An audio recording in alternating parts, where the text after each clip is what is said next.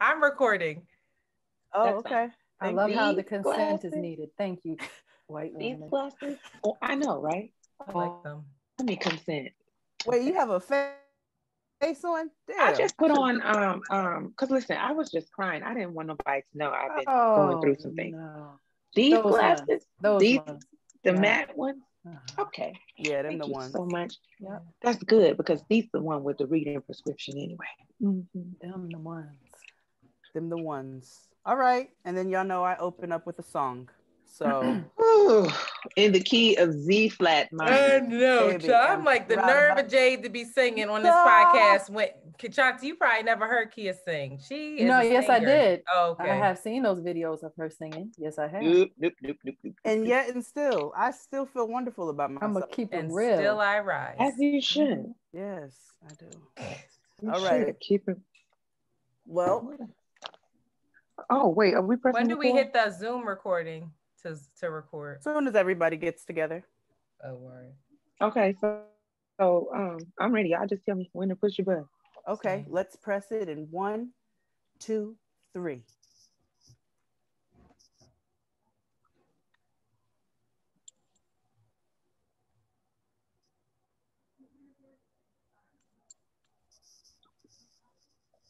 Oh,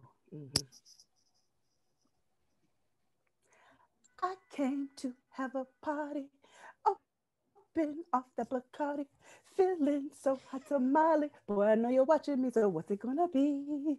Purple taking me higher. I'm lifted and I like it.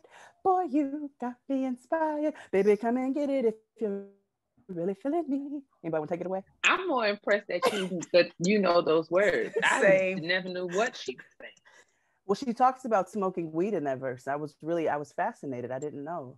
Now is that the same song where she says, "Y'all niggas is ash and I'm lotion"? Yes. Oh, Yeah, yeah. Does she say the N word? She does. Half of Mariah her. does? Mariah said, "Y'all niggas is ash This is and I'm ash and I'm lotion." lotion. I love that for Wow. her. She said, "Them chickens is ash and I'm lotion." That's what she said. Wow. Okay, girl. Well, praise the Lord, niggas. Welcome back. Welcome, blacks, to the kitchen table. We're here to talk about the worst hood we've ever endeavored to live in, adulthood. And we have some special guests, some very, very, very, very, very special guests. I mean, extremely very special. Yes, that Oh, was not like all the five berries. berries. Five berries. Ooh. Five berries. I'm excited. We have the ladies, the beautiful ladies of Around the Way Curls podcast will be joining us. Hey, friends. Oh, Welcome, hey, ladies. y'all. Hi, Hey. girl. Oh, hello. Hi, queens. Antoinette, and Shanti are Yes. in the building. Yes. Ready Welcome. to just... The porcelain princess and the queen herself. Oh, Wow, Yeah. she's the queen herself, but I'm the porcelain Yes. princess. That's the Well, bullshit. No, The that was toffee. I was I just don't know. trying I to got to make get sure my you name had your together. separate identities. That's all. porcelain? That's kind of shady. It's very shady. And Jade, you don't have a lot of room. Keia, do you know what what Jade means? I looked this up. We were all together, Crystal, Fran, and I, and I was sitting. We were going over names. That's not what Jade means. I'm wondering what Jade means, and it means White Island. No, it doesn't. No, it Look it up. I looked it up. White Island? What language? In I don't know, but that shit meant White Island, and Y'all it are is gonna stuck. Google that, and you're gonna realize that she made that up. No, I'm not. Island. Jade. I thought What Jade was a language, stone. Wasn't it a stone? It's a colored queen. No, I looked this up. A precious stone. I feel That's like Jade this is in Japanese. right Y'all now. a hater. Wow, because I Well, will. while Antoinette looks up her dreams, why don't you, Shanti? How was your week? My week's been good. I actually got to see Antoinette, so we were hanging out. She came up to Philly, and so we were hanging out. Tell them how she came up. She got a new car. It ain't new. Porcelain It ain't princess new. came up in the new chariot, pulled up. I said, fall wow. out till you fall out then. Okay. Listen now, Yeah, Jade drove me up there to go get a new card about 2 hours away. She had to go, so I had to buy something. was like, how the fuck am I gonna get home? And I didn't leave until I said, "No, is she walking away with this thing today?" And the man was like, "Yes, she absolutely is." I said, Of "Okay, course he was. Go ahead. I'll get my What ceiling the fuck you fans think? put in. I gotta go. I was like, all Have right. you Gotta eat. It's the first of the month. Have you named your car yet? I was calling her porcelain. It's between Porcelain Princess and Snow White. I haven't decided yet. Boy. Snow White. It's white, so Not Snow White. Okay, not Snow White. all right. Well, what is it? Somebody give it. Porcelain Give me Princess. the- The porcelain Porcelain chariot for the Princess, porcelain princess. Pull up. Royalty is here. I hate I'm that with that. movie, Nick Or Babe. Mother of Pearl. Mother of Mother of Pearl. You have to Mother of say Pearl. it. Yes. You have to- It's giving Pearl. me what I wanted to. Yes, Yeah, I like there you it. go. Thank you, Yeah, Mother of nigga. Pearl. It's fascinating.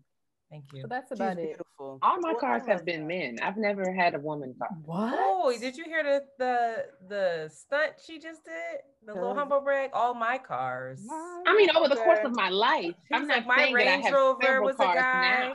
My Benz was a guy. My Audi. What were Let's their not names? do that. Let's were their not do names? that. Let's Yeah, not what do were that. their names? My first car, his name was Rodney. Oh, that's a black ass Jane. name. Oh, was that a Car. Buick? That's All a of black my man cars car. are black Probably not men. dependable. Was that a It was that a was Buick, sis? actually. All right, shout out to Rodney. Rodney held me down for a good long time. And then the next car was Anthony. Oh. And my current car, his name is Sean Corey Carter. I hate her. Carter. I hate her so much. Wow. Well, yeah, I just have always had boy cars. I don't know why, but it's just sort of naturally just felt right. I like I it. give off big bi energy, so I might as well be riding around in a bitch. Makes sense. I just feel like it's breaking the gender norm because they normally name a car like it's a feminine. Woman. Yeah. Yes. I'm really? into that. Yeah. Yes. Cars are usually feminine, but I just, like fuck that, Rodney.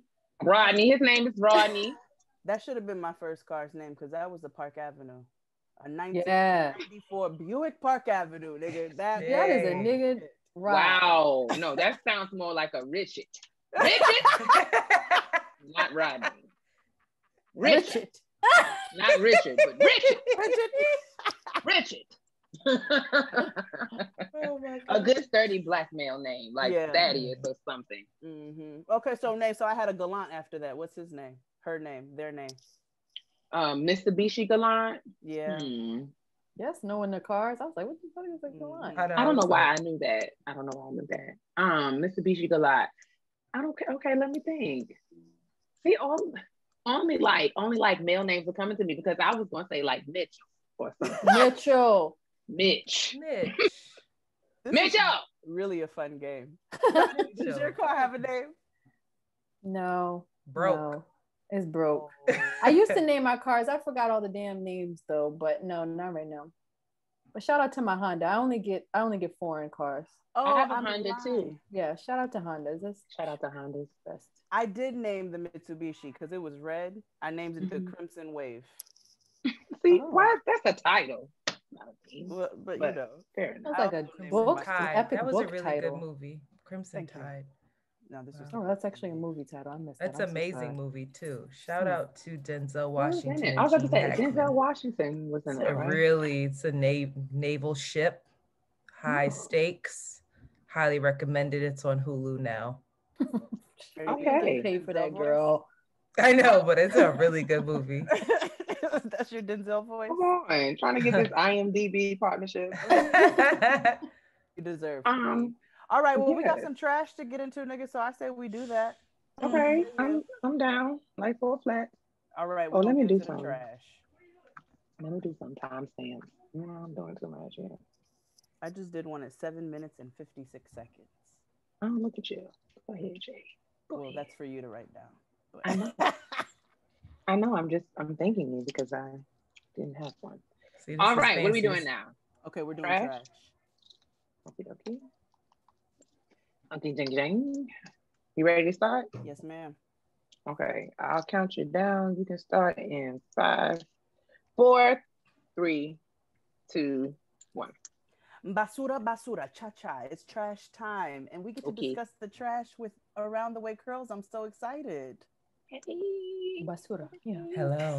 Give us the trash. Basura, cha cha cha. Okay, so first and foremost, your boy Bill Cosby has been He clipped. denied parole by the Pennsylvania Parole Board Damn. after refusing to take state-mandated sex offender programs in prison. Good. He's refusing to say what? He's refusing to take the state-mandated sex offender programs. Wow. I mean, hey. The arrogance. That's a Philly man right there. What? The Bill? arrogance. Well, listen, I'm just saying, like, you know, I mean, that's what happens. There are consequences, and this is it. I'm for it. So the nigga said he's gonna serve the full 10 years. Go because ahead, Bill. he's not doing the programs, and whatever happens from there, it's like that's what happens. But he ain't doing it. That's his proof, like, of innocence. That's his that's his claim to innocence. Protest of innocence. I'm just gonna make shit harder for myself. Enjoy. Welcome to the life of a stubborn ass nigga. Could you imagine being in jail and then Bill Cosby, years old, but also like not being Bill Cosby and then having Bill Cosby like at the cafeteria? I'd be like, this is fucking me up. Like, could you imagine? That would fuck me up. Sitting across from Bill, I'd be like, I don't know the way he's talking about in there. Because you know he's talking with all his respectability politics. Yes. You know he's telling the niggas to pull their pants up. Oh my God. To stop the audacity. Hooch.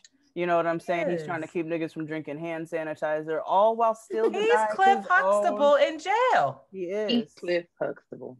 Meanwhile, OBGYN. The boulders. OBGYN. Isn't that tricky? Wow. No, he's not mixing with the public. Bill is doing his white collar crime somewhere. He probably got white women. Is it white collar crime? I thought he was in like no, he's not Martha Stewart.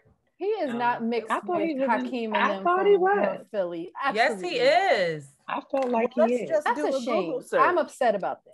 Actually, you think that Bill Cosby deserves some other shit? He was raping tons of women. I feel like if all the other rich people get to go in their little private things, why wouldn't Bill get to go? Why is he with everybody else? Because that's where his ass deserves to go. I highly doubt he's at Pennsylvania State Prison. So he's not doing Fed time, which usually has a bit of nicer accommodations. Very ever so. Where is the address? That's State Road. Where's the address? I'll crack up. That shit up State Road, I will crack up. Pennsylvania State Prison. No, it's Pennsylvania State Prison. My raggedy geography, not Philadelphia. Okay. Yeah, not quite sure where that is, but that's what's going on with Bill Cosby. Wow. Oh, and Bootsy is defending him. Bootsy badass. Of course, you already know Bootsy is a trash human being. You know what? Bootsy is literally out here sounding like somebody's uncle, and Bootsy is my age. That fascinates me. Is he really? That nigga's 38. Same year. I thought he was like 50. Nah. What happened to him? Is he okay? Is he swell? He's not well. He's not well. He's sick. He's a diabetical. He's got lupus or something too. No, he got the sugar. He's also not well. He's mentally unwell. He got the sugar. He has lots of. He is. Yes, that's probably a touch of that as well. But you know, my mama used to say, "You live hard, you look hard."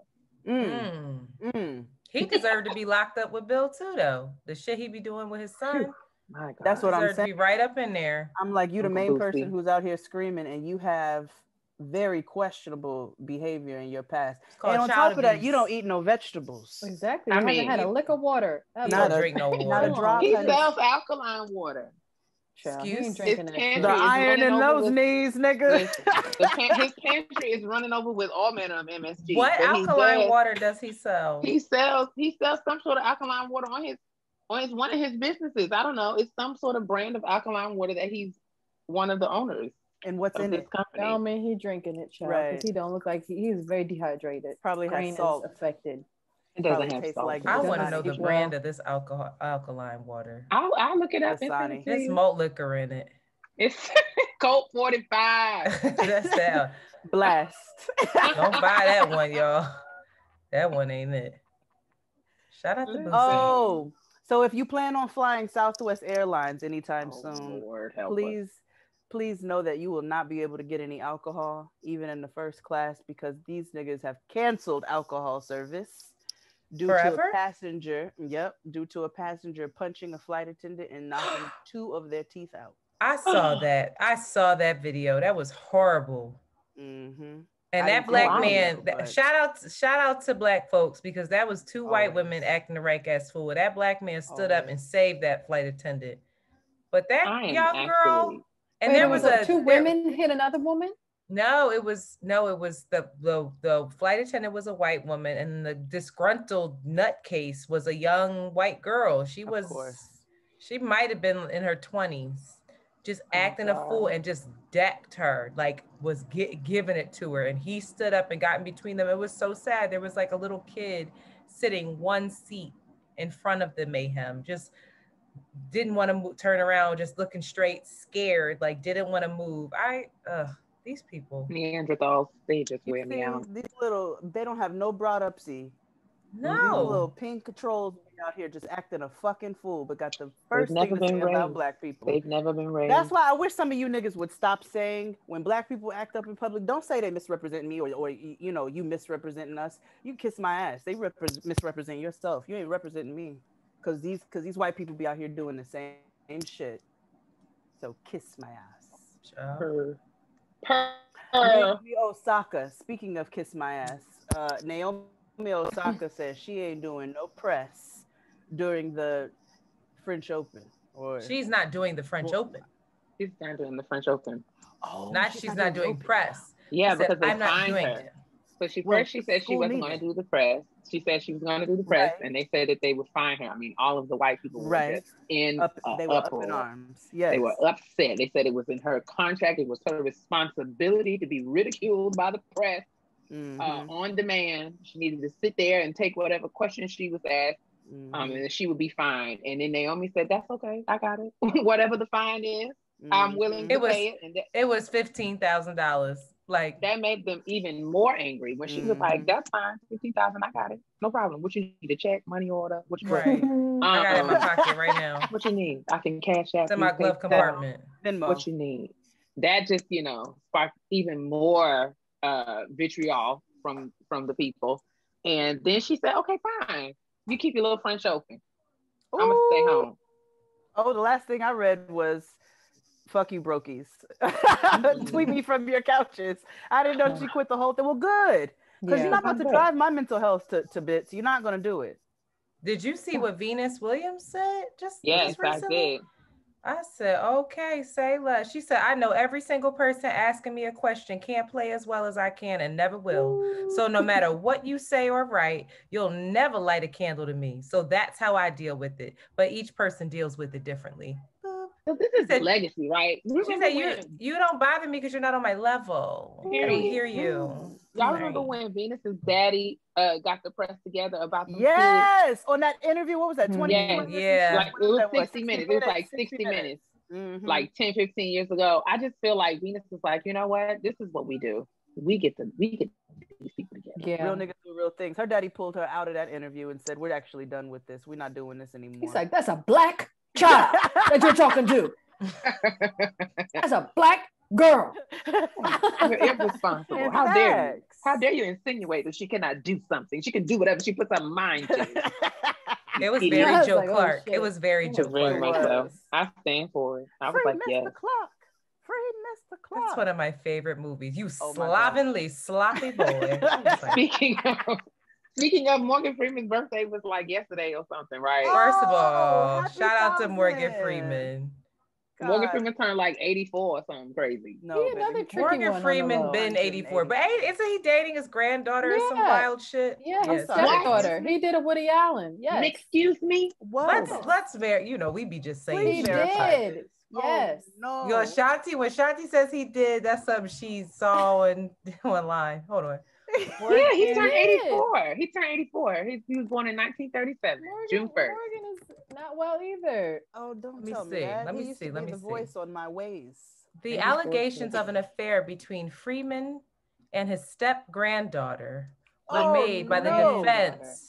Yeah, so there were allegations. Freeman has strongly denied the allegations. He has been seen on the red carpet with her.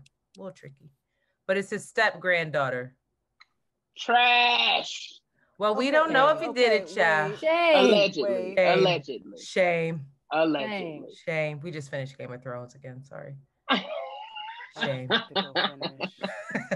got to go back and finish. You never finished it, Jade? No, I did, but I told Antoinette I was going to go back and rewatch again. She's not gonna do it. I may not. It was amazing. I got her to watch Snowfall, so I'll just count that blessing. I already watched Game of Thrones. This was supposed to be a rewatch. She watched Game of Thrones like out of order. It was just a mess. I don't even know how you watch Game of Thrones. No, you didn't watch it because I'm that nigga. Out of order. That's because that shows you the capability of how I'm able to process information. Okay. That's not how it works. That's not... But shout out to you. We're actually done with the trash. I'm done now. Thank you. Because you are trash for that. Oh, shout out to the audience. They're like, what the fuck is going on? These bitches hate each other. We love each other. My love language. Very much. Well, we have some shout outs to get into. Oh, what's up, sis?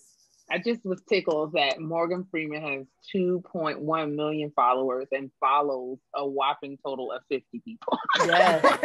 I don't know how to use this Who does he follow, though? Is one of them Beyonce? Wait a minute. He follows. Good question. What about Cancer Season is for Uzo Aduba? He follows Uzo. He follows Anne Hathaway. He follows Tim Robbins, Anthony Mackie, Tracy Ellis Ross, Jennifer Aniston. Oh, Jennifer Aniston. 21 Savage. What? He followed Shawn Mendes, Strong Black Lead, and a bunch of randoms. Jimmy Kimmel, Ellen. Why is Jimmy Kimmel random? Chris Tucker, Michelle Obama, Chris, Barack Obama, Oprah, Diane Keaton. I love Diane Keaton. We all love Diane Samuel Jackson. The God. Hilary Swank. Does he follow Spike Lee? Let me see. No, he doesn't. I'm dying. Chris Rock, Tracy Morgan, John Travolta, Catherine Zeta-Jones. No. I love it. He's a Scientologist. Don't get Jade, please. He's a Scientologist. Listen. No bueno. Oh no, wait a second here. I don't know. These are Bree Tyree. I don't know who these people are. That ain't Morgan. Okay. Well, Dre Howard. That's his step granddaughter. Beyonce.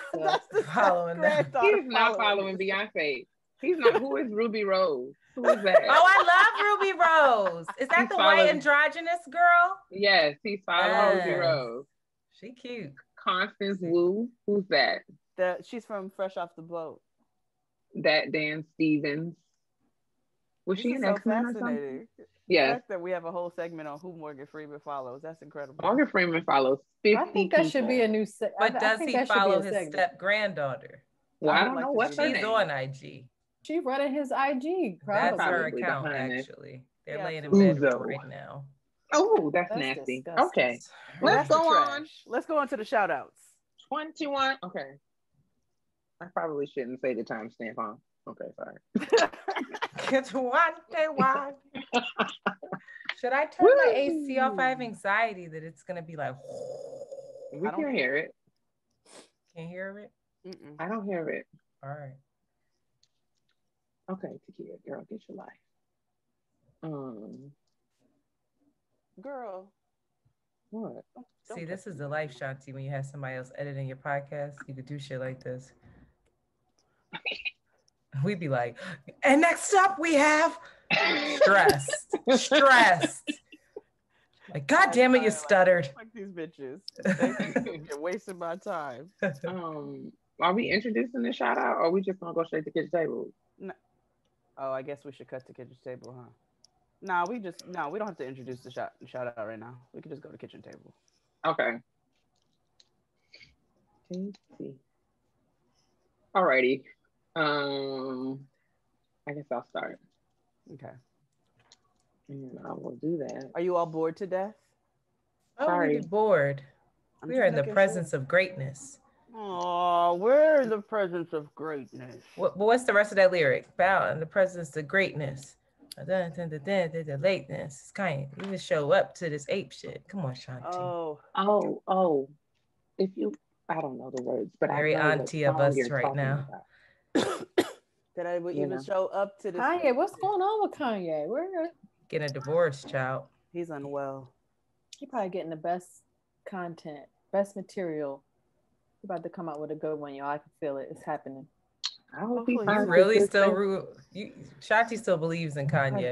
I do. Well, I don't call him dead so anymore. I don't call him dead anymore because he's unwell. So I don't call him, period. You ain't like that gospel album, girl? One gospel album, yeah, baby. The Choir's album. The Choir is those niggas. He didn't even pay him. Apparently, he owes him like $1.3 million. Kanye didn't have nothing to do with that. He wasn't on that one time. Wow. He just convened those niggas. He didn't have anything to do with it. Didn't true colonizer. Wow. What did he do? It was very imperialistic. That's that other man. His name is something. Jason White is the director of that their choir. But I saw cheated. Kanye with a keyboard in the middle of those niggas doing that. He does. He plays like he knows 2 chords, child. And I mean, over and over. Wasn't even plugged in. Somewhere and sit down. Okay. Just go ahead and let him out there with his keyboard, child. He ain't bothering nobody. That's what they said. Oh, that's sweet. He supplied the clothing. He supplied them old pajamas and hospital scrubs. Child. Noah could provide the clothing for all that he did. If she makes they were gonna cut a hole right here. Jojo too. I'm like, fucking up, Joe. Get away with that duct tape. But you better take them clothes. Listen, they be making some clothes out of some duct tape. God, help us. Still better quality. Right. I'm starting in 5, 4, 3, 2. All right, it's time to gather around the kitchen table. Many of you have asked and inquired about if whether or not Jade and I were going to address, deal with, speak about Monique, Precious's mama, who is taken to the internet yet again. I'm gonna go down to the welfare with a message. She has a message for us. Now, a little backstory, she was traveling. She had to do some stand-up comedy. She was at like the Funny Bone Club or something in Jackson, Mississippi or something like that. I don't know. I'm probably messing that up. It doesn't matter. She plugged it. She plugged the hell out of it. She did. In her trap, she said, I'm doing 3 shows. A matinee. She did. I hope y'all got your tickets. Okay. So she was traveling to her comedy show, and in her travels, she noticed the youth, the Black women, who are probably on their way, wherever they're going, traveling, and they're wearing what they want to wear in the airport, specifically bonnets, slippers, pajamas, and I can't think. There was a few things that she named and took issue with particularly. And she, went on an extensive rant in love about how, we need to, how, she just remembers the time. She's honored that many of us call her auntie. And as such, she felt called to, compelled to, responsible to tell us that, we need to take more pride in, well, I'm not me because I don't, well, Black women in general. Used to be a time we would take more pride in our appearance. We would not be outside in our inside clothes and so forth and so on. And the internet erupted in all manner of responses and commentary and critique.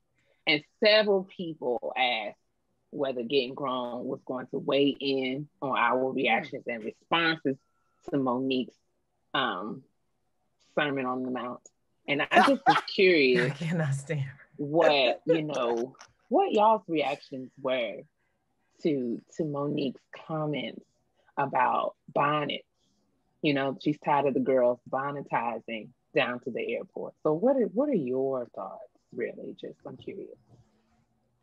Monique, whoever wants to go first. Sweet mama, I say this in all love, my baby, mommy, honey, sugar pie. My sweet baby.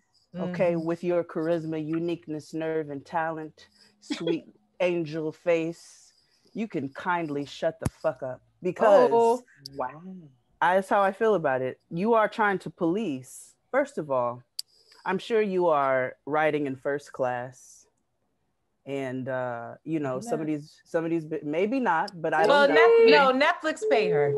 Okay, so she should be riding in first class, I would assume. I hope she is, actually. And as such, you should not speak on niggas who have to sit and coach maybe for 6-hour flights. Maybe they want to they don't want their hair touching dirty airplanes. Maybe they would like to be comfortable for 6 hours because they can't afford to sit in first class like a black ass. So therefore, I think maybe you should mind your business. And if you don't like how these bitches look in the airport, then put on your shades. All right. These broke bitches, you got to put the broke in front of it because evidently that's what that's all I'm saying. I too may be a broke bitch, but all I'm saying is don't police if I have on my bonnet in the airport. I have such an unpopular opinion because I hate bonnets so much. I hate bonnets. I hate them. I hate them in the house. I hate looking at them. I hate seeing other people in them. I hate bonnets. You just look like Chef Boyardee. And I hate bonnets. Do you not? Because maybe you don't have an appreciation for the utility. No, I do. Bonnet. So let me tell you a story. I recently was gifted a bonnet. Okay. And I put said bonnet on and took it off. And for the first time, I had second day hair. And I said, whoa, whoa, whoa, whoa, whoa. What have I been doing? I've been doing things harder, not smarter. But then I was like, I kept looking at myself in the bonnet when I would get ready for bed. And I was like, I hate this more than I hate having to do my hair in the morning. And like, I just hate bonnets. And you stop wearing the bonnet? They squeeze my head. Wow. I always have like fascinating. Wow. But you know what? It's my own trauma because my dad would have snatched my ass up if I ever had a bonnet. Or you remember when it was cool to wear like a bandana around your head when J-Lo was doing it and shit? Yeah, that was not a thing in my house either. They snatched me up.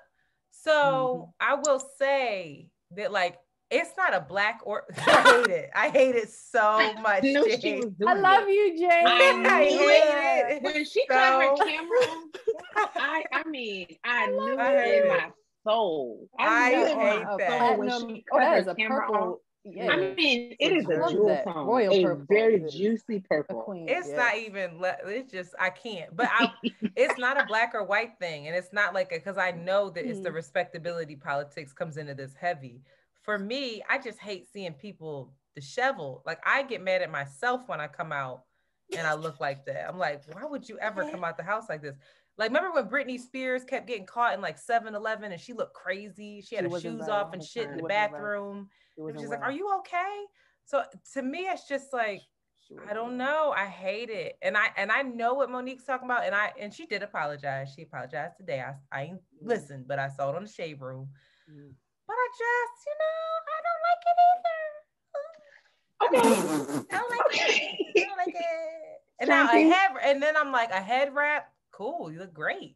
But it's the bonnet it's something about the Chef Boyardee look that I just the bond for me. Like Jade, take it off. I think that class does come into it, right? Okay. I think a class comes into it.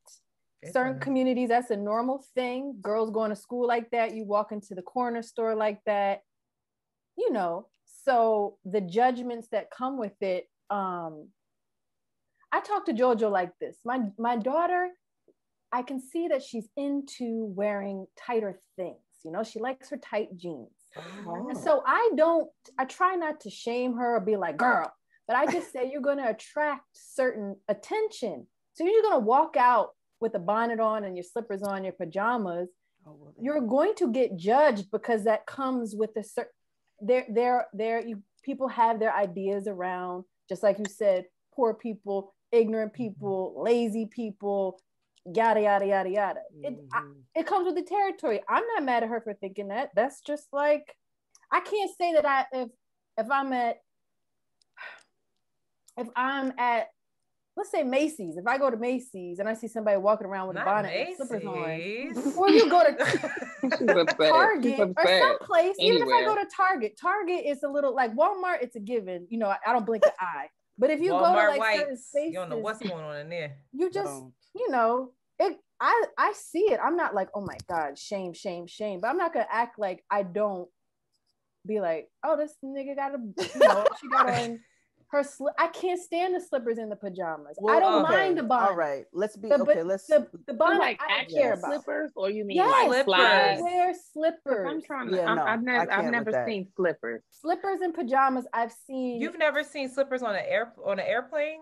I've seen many a slipper on the airplane. No, slippers. Like actual bedroom slippers. Yeah. Like them Chinese slippers or them bedroom slippers where you skirt into the refrigerator in the middle of the night.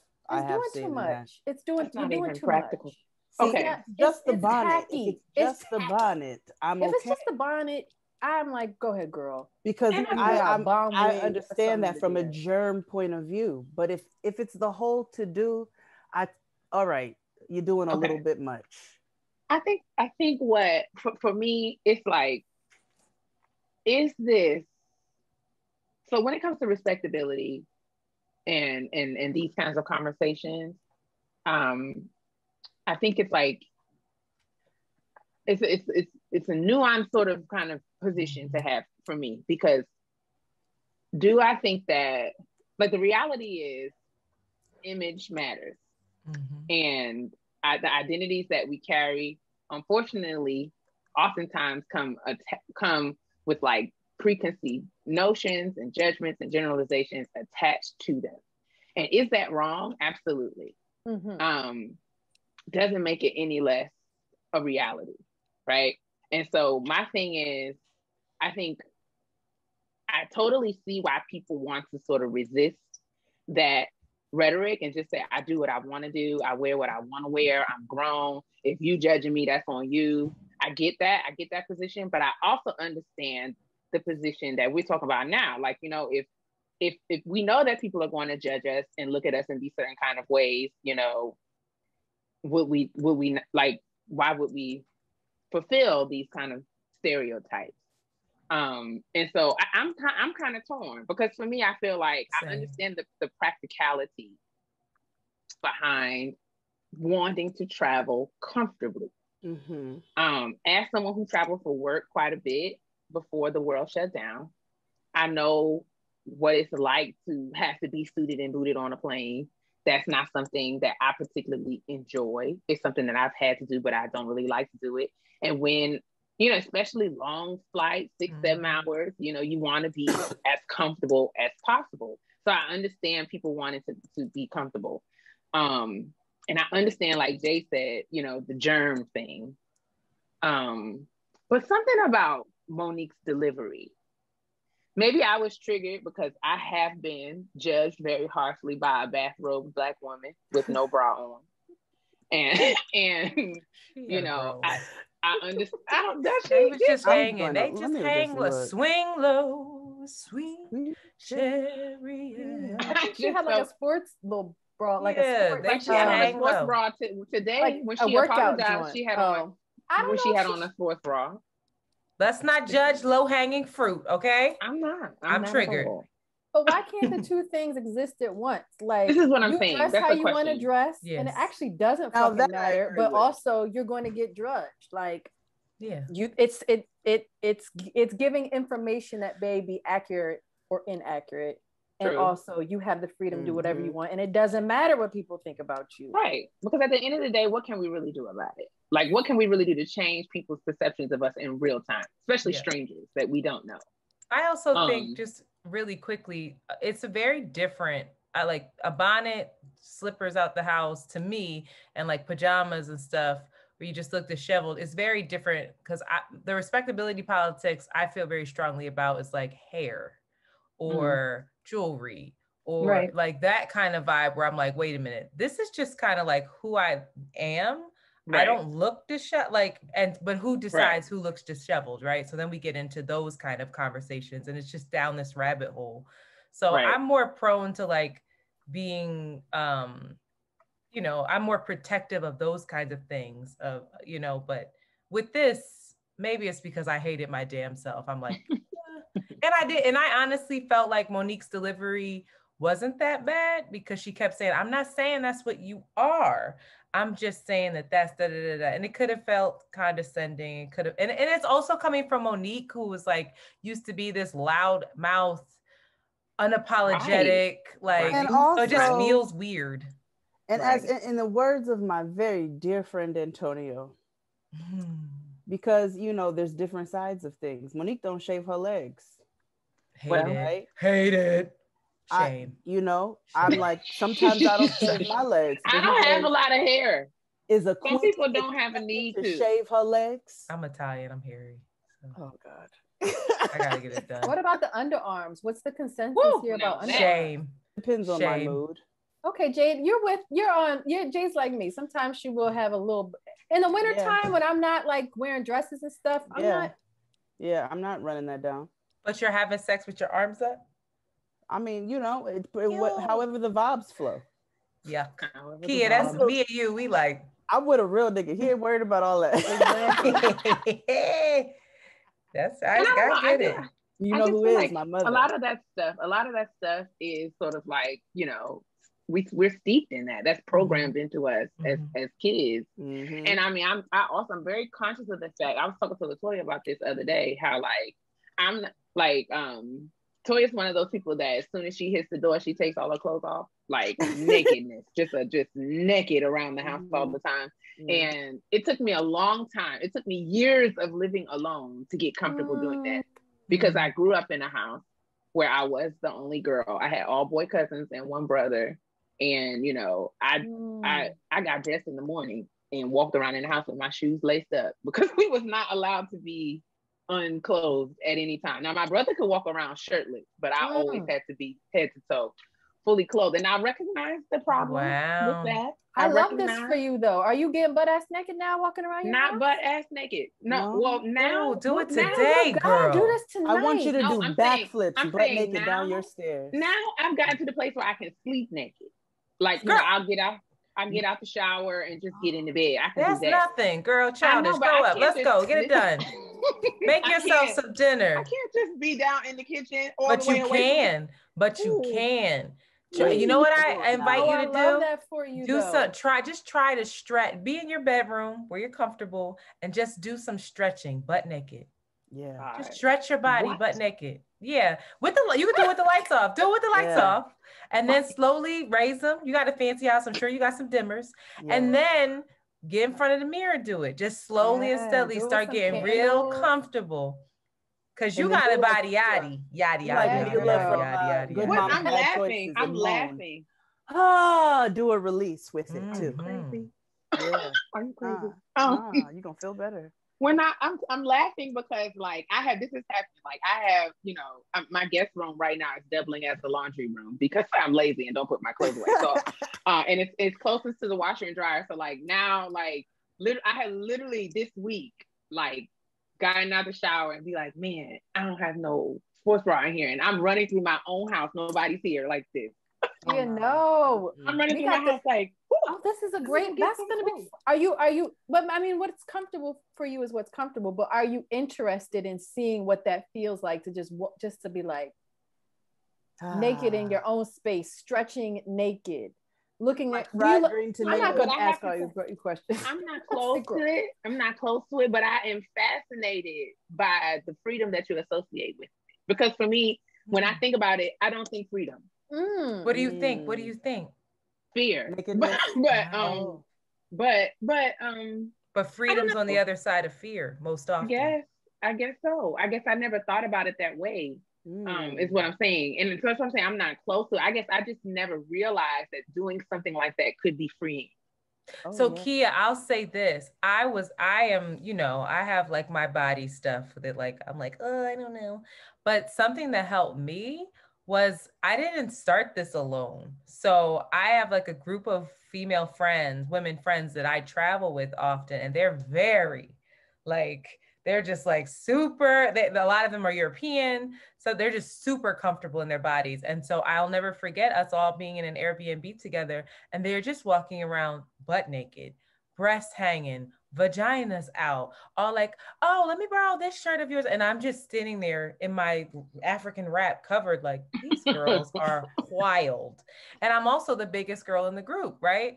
So then there's that dynamic. And then I had a conversation with them about like how I felt. And they were like, well, try this, put on a bra and underwear and do it. Or like they invited me to like slowly but steadily get comfortable with them. And there was no sexual anything. It was just sisterhood. And it was just like community. And I've never felt more comfortable than like when I was with them. And I just felt like, wow, this is so great to just be and it not be for anyone else and not be for a man or not be for a picture or whatever it is for anybody else's consumption. It was just, I was being, and it wasn't documented. It was just us. And then I slowly was like, I need to practice that. I don't live alone. So I can't really practice it here because I don't know these motherfuckers like that. But in my room, it's very much like I have like a maxi climber and I'll do it naked sometimes. Really? I'll do it naked because my breasts aren't Don't really do that with swinging the on that. Peloton. You will knock your coochie No, off your body. I die. I would. But I'm saying, like, I don't know if there's people that you feel comfortable like that with, if you have a cousin. Well, my friends are naked all the time. Like, you know, like, and all the time. Like, I'll be on FaceTime or in a house party with Toya and Jennifer. I mean, them hoes are just stripped down. Yeah. Like, oh, hey, how are your breasts today? Maybe start with a sports bra. Oh, I wear that. When I come next weekend, we're going to take our mirrors out and inspect our vaginas. Whoa, we never said that. We're going to get comfortable with our bodies. And we're going to pull our mirrors out and look at our vaginas. That's what Kathy Bates said in Fried Green Tomatoes. So that's what we're going to do. Kathy Bates. All right, Jade. Okay, I don't know how we got here from we are. Listen, here we are. That's an important practice. If there's people listening now that have never seen their vagina, you should look at it. You should know your own vagina. I've seen my vagina. I just don't walk around in the house with it just out and open. But there's some people that haven't.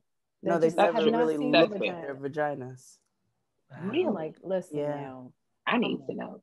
I need to know. It's not shame. It's not shame. But y'all need to sit in front of some mirrors and make sure you know what your own vagina looks like. You don't even know where your own clitoris is, girl. Exactly. And you trying to tell a nigga. I don't know where your pee or a person. Took me many years to figure that out as a young girl. The pee hole? I was like, what? Anyway, sorry. I just spit on I was too old. I was just like, wait, the urethra. Oh my goodness. She's like, okay. I was peeing out the hole. I didn't know. She was like, if I use a tampon, can I still pee? We're like, yeah, dummy. Like, I thought this was a one-stop shop. I had no clue. Where is this third hole? I don't know. And I understand what you all are saying. I understand that I'm not going out the house in slippers, and to an extent I think it's filthy.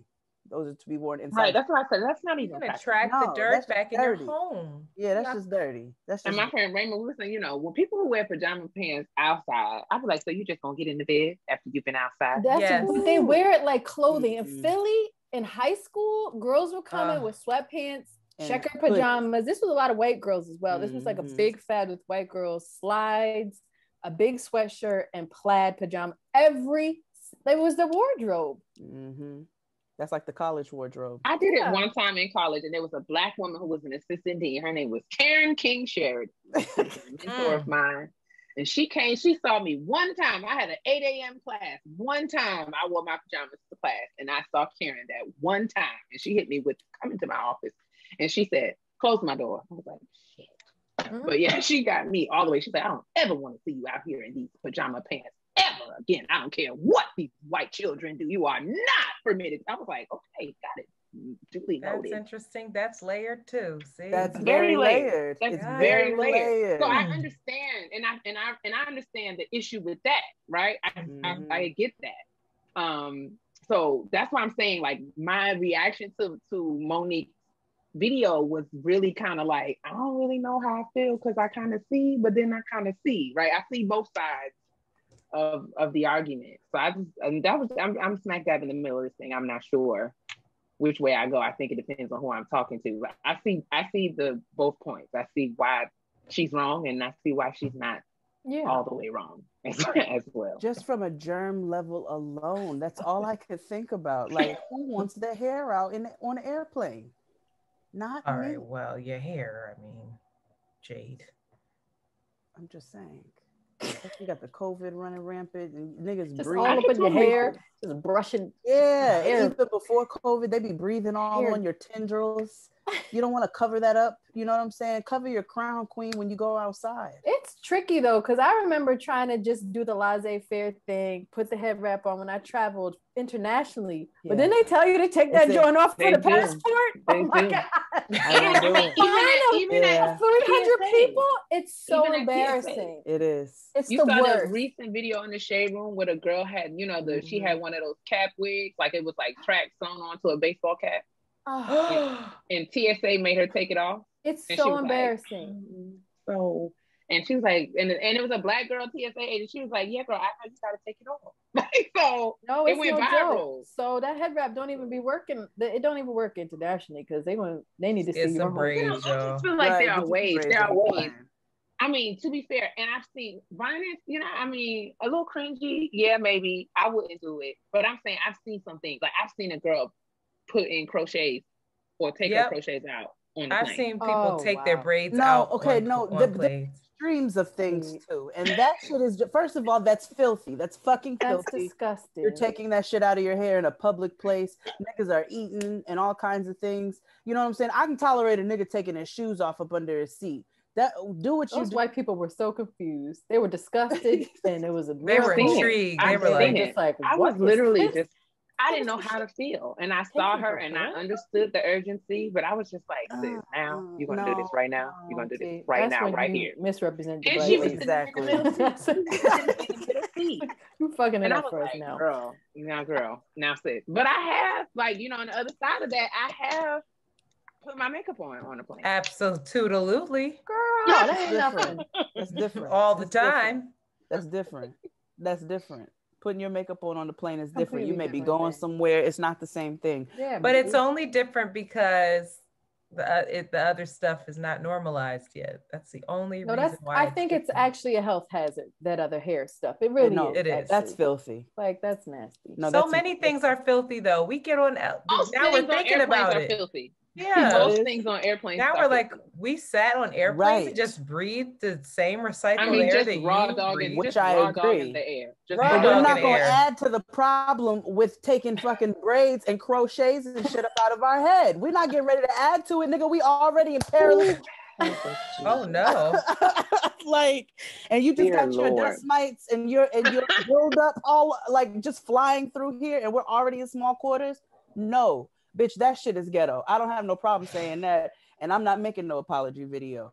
But if somebody wants to cover their fucking head on the plane, I think the likes of Monique. I think we need to make a reply video to Monique. Monique, that was wrong. Right there. But here are the exceptions. And I'm going to use Antonio's quote and ask: is a queen expected to shave her legs? I just want to know, because you sit up my sweet baby, you won't shave your legs. There's nothing wrong with that, but maybe we should all just mind our business. Mm-hmm. That's always an option. That's always an option. Hey, baby.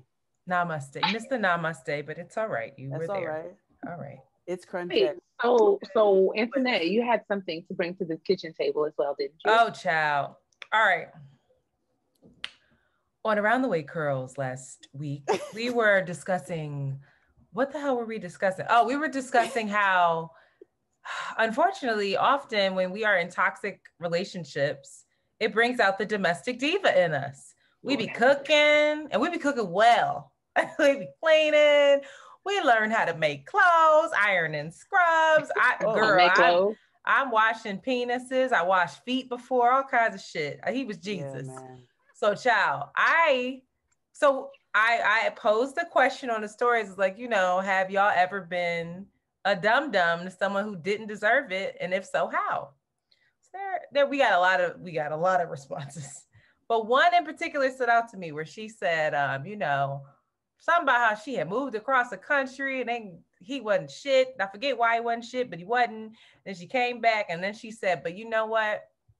God is good, or something like that. And she said, because I finally started that food blog.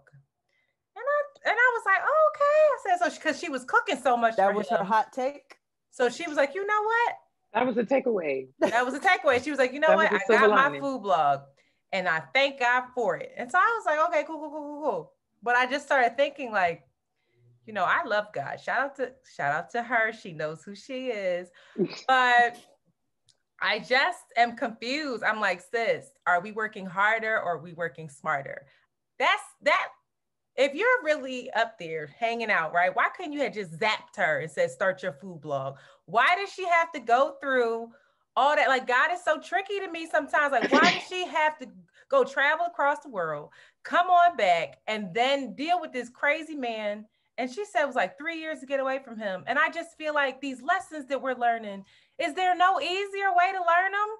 Yeah, but sweet baby Jesus. She had her warnings probably the first second week that she was with them. But why do we need warnings? Like, can't you just do it for me, God? You're all perfect. That's not how spirit works. God is tricky. God is tricky. Y'all know, y'all want to say no now, but when y'all be all these women be praying, no. Bitches are tricky. I'm like, I know exactly what you mean. But I feel like, see, the thing is, like, God is not Santa Claus, right? But why not? I mean, that's a question you got to ask him.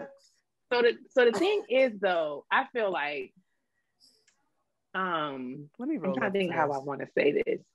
So, like, it's not supposed to be, because, okay, sometimes and this is, I feel really old saying this, but I am learning and really believe that sometimes we don't learn it the way we're supposed to learn it if it's handed to us.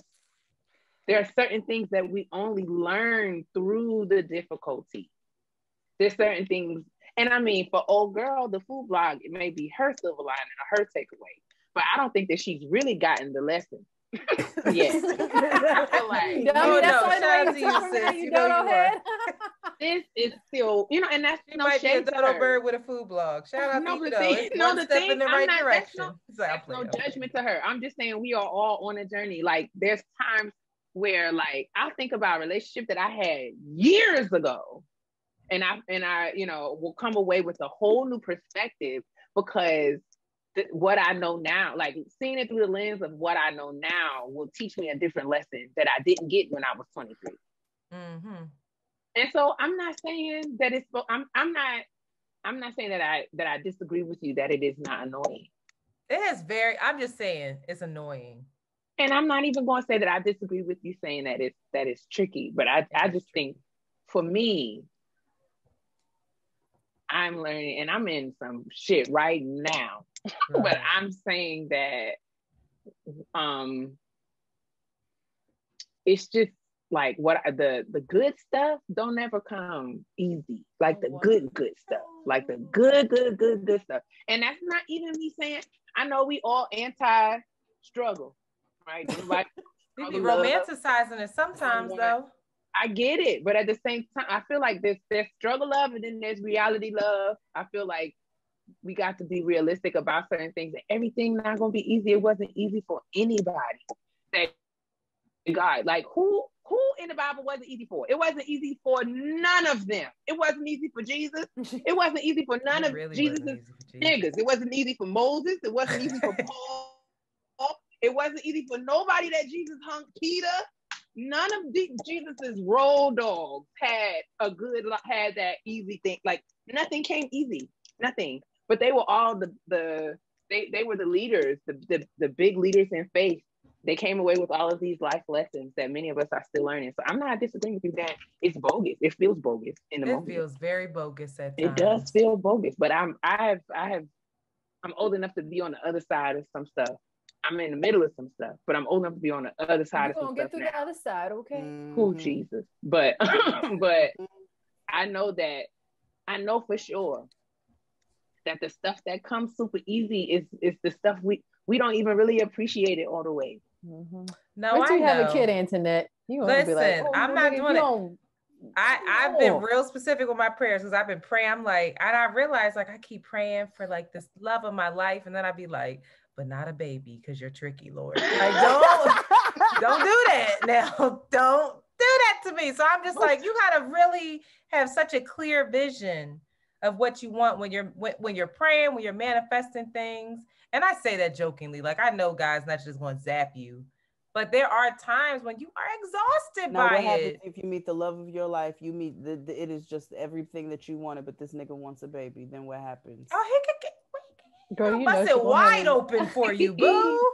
Say less. Carry all your loads. But listen, not alone. I'm not ready. You're out here washing tanks and Jesus, things. Lord have mercy. Anything for love. Washing niggas' anal cavities. I just feel like sometimes we ask, who is it? Somebody I heard say, like, you know, sometimes you ask God for a chair and he gives you a chair. Like, I really want that chair right there. And he'll be like, sure, you can have that chair. Sometimes he gives you some wood and some fabric, some upholstery stuff. And he'd be like, you got to make the chair yourself. And sometimes he burns your house down and all you got left is a chair. Right. And you like, hold up. That's not really what I have asked probably had for. bad vibes. You don't know why that house got burned. And I don't know. Like sometimes I'm like, Lord, I want everything that you want for me because I know what you want for me is best. And they're going to be like, sure. And then that means I'm gonna have to tear your current life up. Ooh. That means all the things that you have right now got to go. Your relationship, your job, all the things that you feel like you want now. That's not what I have for you. You said that you want what's best. And sometimes they get to ripping some shit out your life. It's true. I was praying for a remote job for years. My ass got laid off in COVID, got fucking robbed at IKEA, all kinds of nonsense, tore me up. And then finally I landed this remote job, and it wouldn't have happened if all that other stuff wouldn't have happened. But I was still like, all that didn't need to really have happened. You couldn't it obviously did. You could have just helped me out. It did. That was a lesson. It clearly did. You could have just. You ought no, God is not. You already know when you got robbed at IKEA. That was a lesson. You can't. You let some white women finesse you. But who was? But I did. But Jade, who else was I with that day? Stop hanging out with this. And also, he let some white women finesse him too. Listen, so God is not a concierge. Ass boat. We're gonna have to earn it. We're gonna have to earn it. All this stuff we say we want. He said, "Sure, you can have it, but you got to earn it."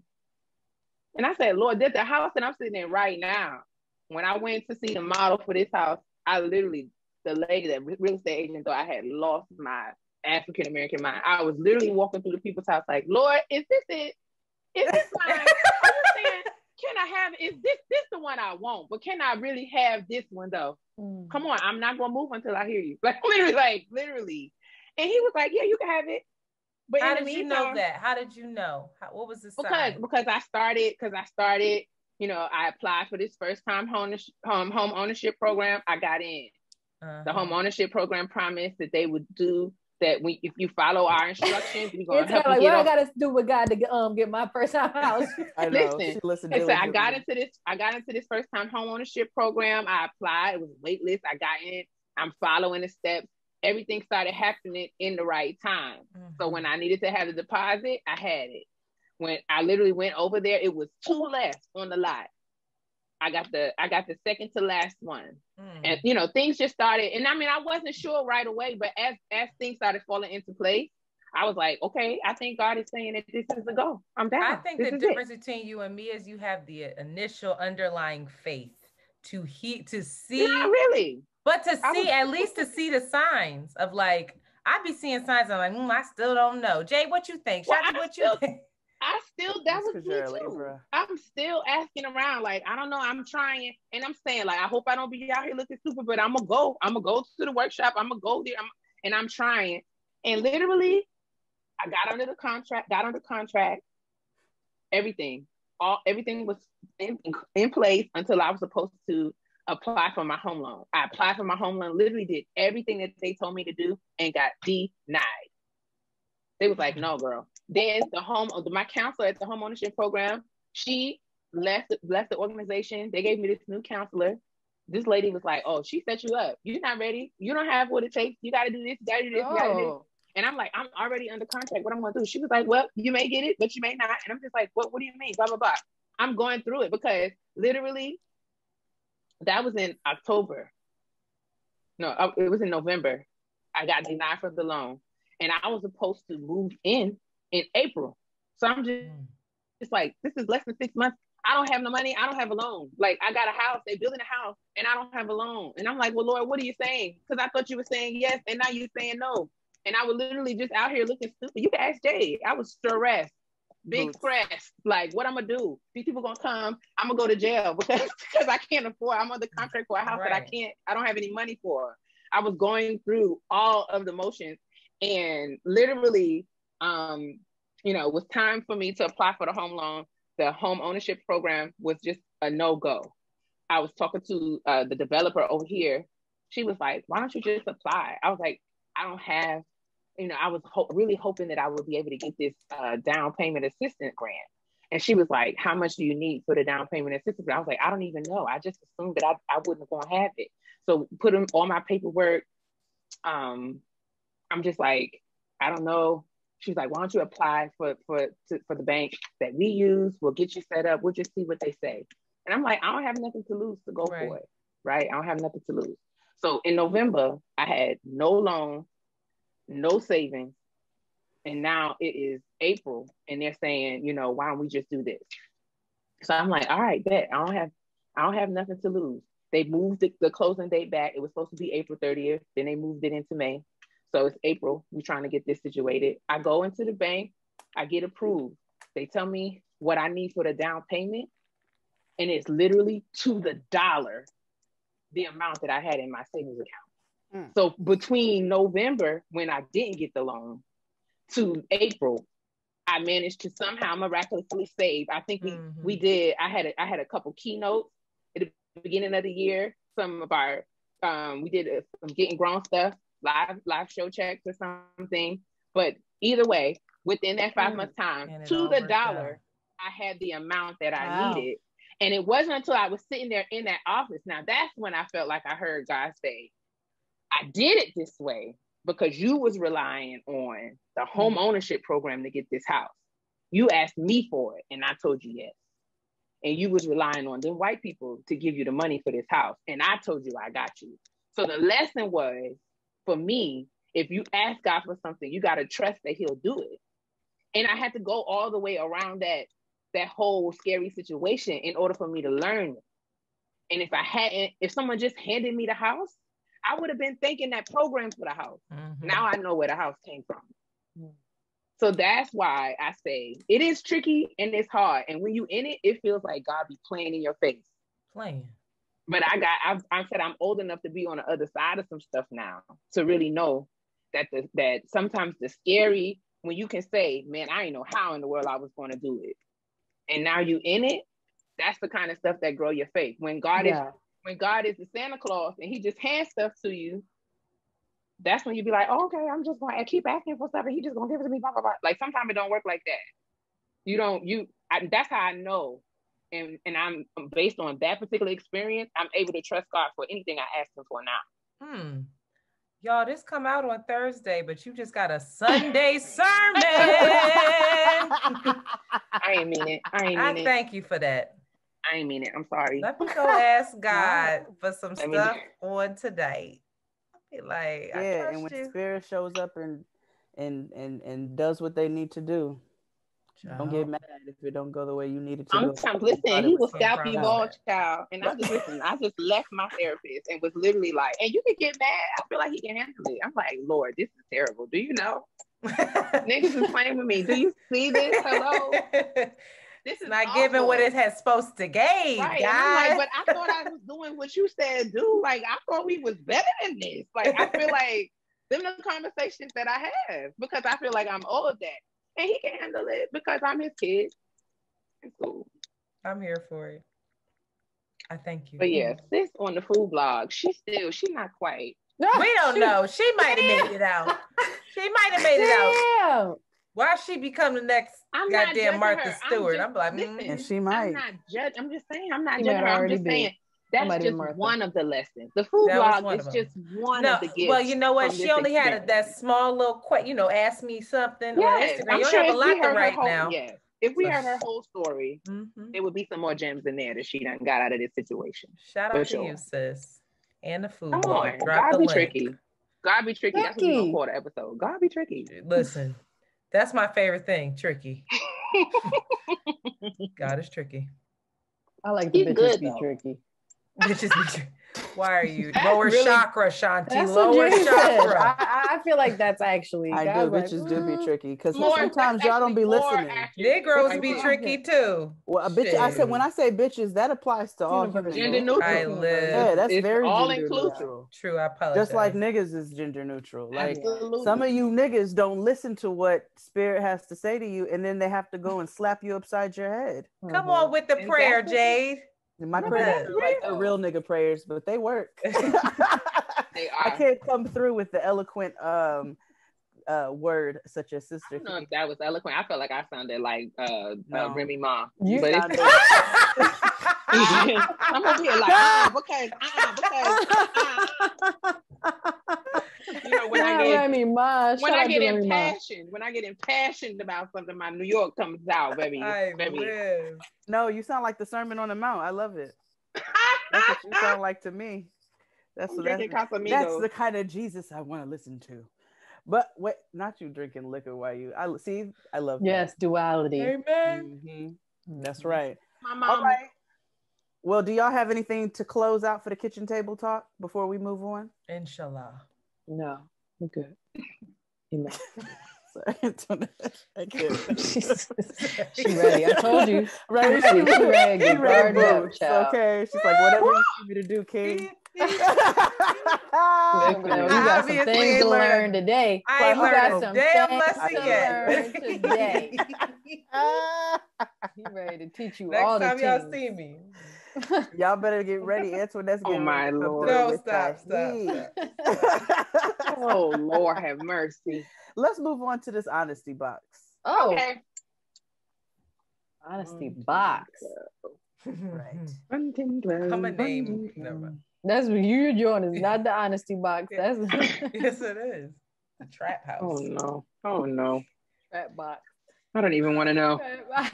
This is the honesty box. That's so funny. It's ghetto. It's ghetto over here sometimes. Woo! Okay, honesty box. You got it queued up? Yes, ma'am. All that you may begin. Okay. Oh no, wait. In 5, 4, 3, 2, 1. All right, it's honesty box time, and I think we shall allow our guests to give our listener a pseudonym, shouldn't we? Yeah, sure. Why not? Okay. I believe we have a she, her. So would you all like to give our listener a pseudonym? A fake name? An alien? She was like, I don't know her name. An alien? Anthony's like, I don't know her. I can't give her a pseudonym. Like what? What? An alien? An alien. I just was like, how will I do that? I think Shanti's better at that than me. I don't know. Let's call her Rihanna. Okay, Rihanna. Rihanna says, "Hi, Jade and Keia, and around the way curls. I hope that my email finds you well as we're nearing the end of I'm sorry, I got a phone call and it interrupted my vibes. As we're nearing the end of the second quarter of the year already. Oh, wow. I am Rihanna. Hey, Rihanna. Father's Day is coming up and I'm seeking some advice. My stepfather has been in my life for as long as I can remember, as my biological father passed away when I was a few months old. Growing up, he was a man of few words, didn't curse or raise a ruckus towards anything. The only time I felt betrayed by him was when he randomly whipped me because I was eavesdropping on my mom's phone calls. While we've never really communicated like a real father and daughter should, I've been interested in changing this within the past few years. I've moved away from my home in 2013 when I joined the military. Stationed in Florida, I would go home to visit my parents on occasion, but my parents never offered to visit me any of the 4 years that I was away. In 2017, I moved to North Carolina and can count on the hand how many times I spoke to my father. In 2018, my dad was in North Carolina for work. We spent about a day together, but I truly believe that he had the route he needed to take to get back home. I'm sorry. I truly believe that, oh yeah, that's what she said, was different from the one that I literally passed in front of my apartment complex. I would have not seen him. In 2019, I flew to California to be with him and my mom for a weekend after not seeing and hardly speaking to him for an entire year. In 2020, right before the pandemic, I drove from North Carolina to New Orleans to be with him and my mom for a weekend again.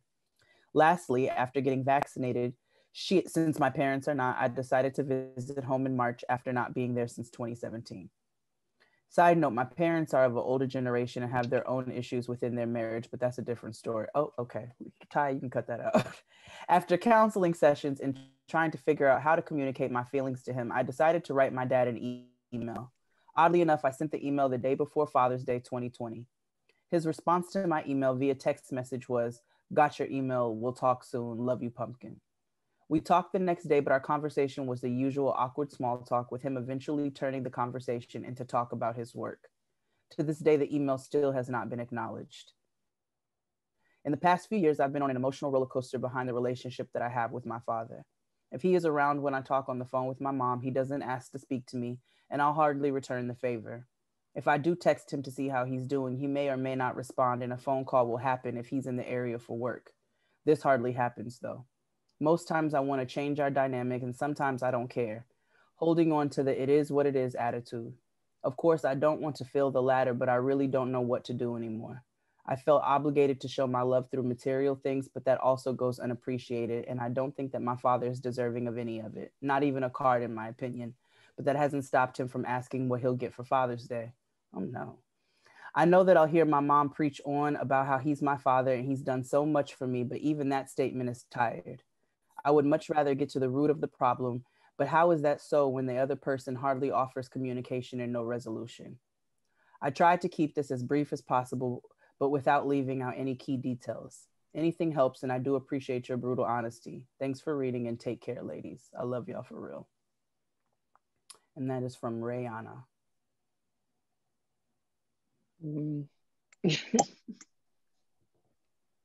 Guys, I'm going to defer to our guests. I'm going to allow them to respond first. I had a conversation with a friend today. It was really interesting, actually. And he said to me that you have to let go of your attachment to the ideal. And you have to kind of like reckon with what is and what's coming up for you in, you know, whatever not ideal situation you're in. I feel like there's constant conflict with parents and children around whether they're fulfilling or not fulfilling this ideal archetype of what a father is or what a mother could be. And there's so much resentment and confusion and coercion and like lack of honesty when people are trying to fit into or receive whatever, you know, performance a mother or father or a kid should be doing. So I think I'm very proud of Rihanna in this moment of just acknowledging her anger and her, what I don't know that she's even brought up. I don't know if I really got it yet, but like her deep hurt in all of this, and that she's justified to feel that, and to like, again, God is tricky in that a lot of what we want in results is a slow cook, and it like requires a lot of patience and sitting with really hard emotions that we think is like, when is this going to be gone? When it's like you sitting in it, you being honest about it, you being fucking honest with your parents about it, that's the work. The potential change or the potential whatever could possibly come from this in this situation. So I think it's just dope that she's being honest with herself, numero uno, to not expect to release herself from the expectations that this person may not be able to live up to, but to still be honest with them offer them the opportunity to be like, hey, you hurt me. This is frustrating for me. And I don't know. Yeah. I don't know how to be in a relationship that feels so dishonest without it hurting me more. And I ain't doing that with you no more, Dad or Mr. whatever his name is. I think too, I think that she said something that stood out to me was that she said that email went unanswered. Mm-hmm.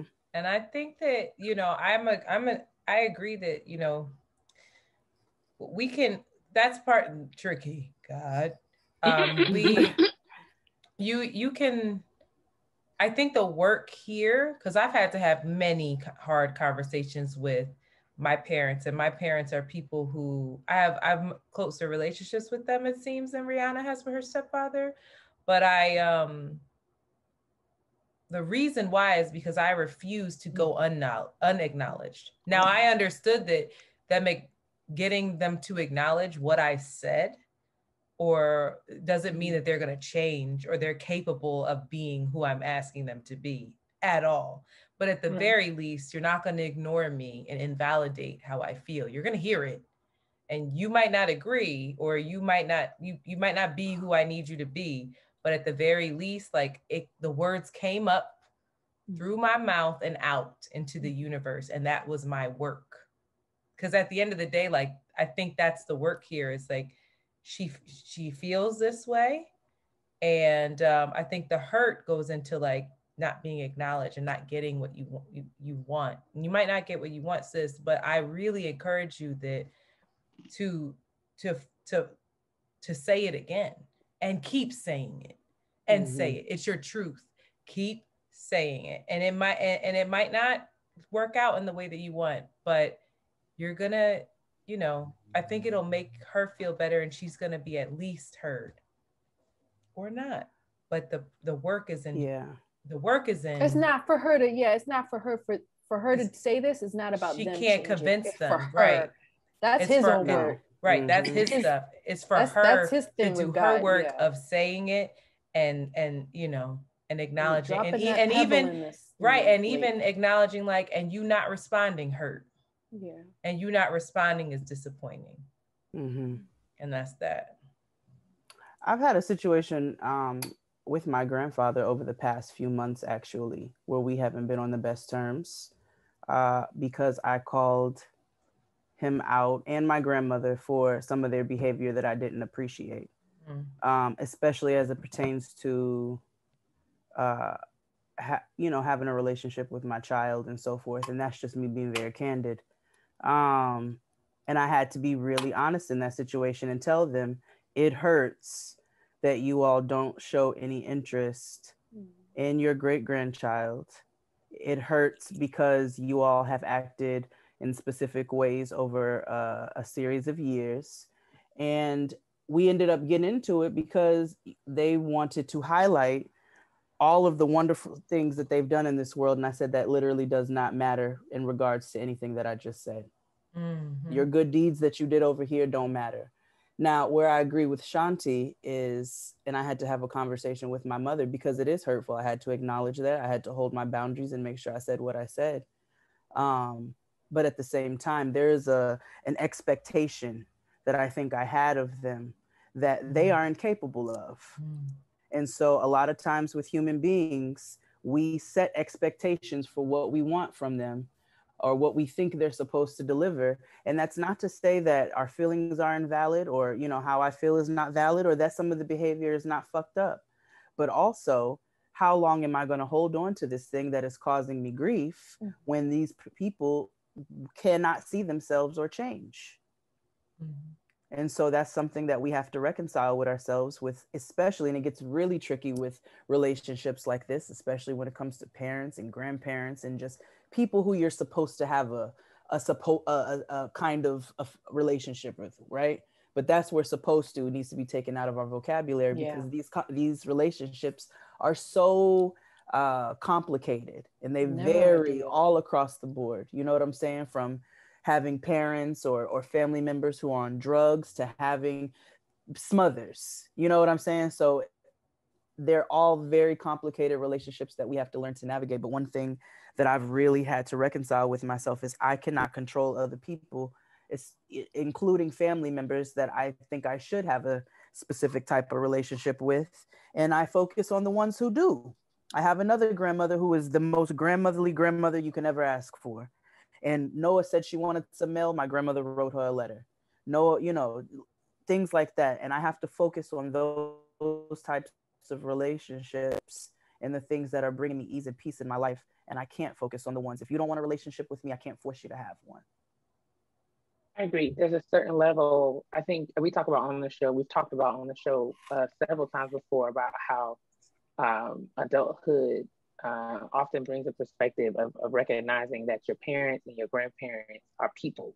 Yeah. And not these and not these titles and responsibilities that we assign to them based on the roles that they have played in our lives or experiences or what society says parents and grandparents are supposed to be, all of that. And I think for many of us, the reality is that the people who are our parents and grandparents, you know, come with their own traumas and experiences and issues and challenges and limitations, right? And I think what has been helpful for me in my process of healing through sort of traumatic relationships, experiences in with my father, and is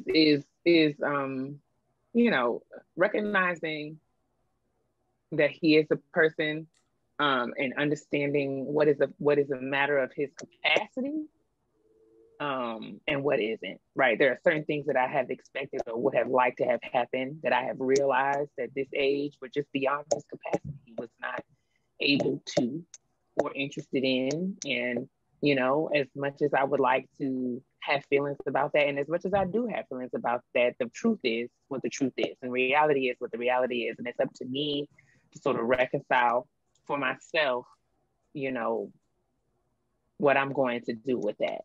Are there ways that I can find space in my life to acknowledge and respect him, the fact that he is my father, while still, you know, taking care of myself, being present with myself, having, you know, keeping, you know, myself in check around these things, and maintaining boundaries and moving in ways that keep me safe.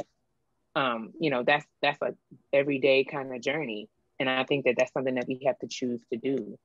And so I agree with all that's been said around, you know, acknowledging your feelings, acknowledging your hurt, honoring that, but, you know, not allowing your feelings to immobilize you to the extent where you, or incapacitate you, where you cannot make the decisions that you need to make for yourself going forward.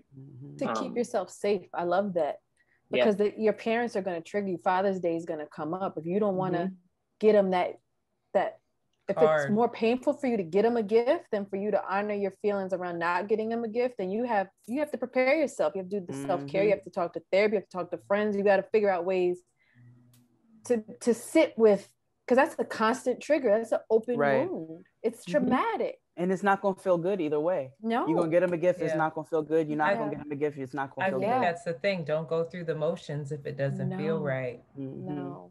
And then care for yourself. Care for yourself. Hard feelings. Yeah. And be honest, you know, I've and find a way to, you know, I've had to have some real honest conversations with my mom. Like when my brother passed and my dad came around, and it was like, you know, she was like, don't talk to him, blah, blah, blah, blah, blah. And I had to tell her, like, I don't have the capacity to grieve my brother and hate my father right now. If you don't want to deal with him, I understand and I will respect that. But I can't have you telling me how to move in this moment.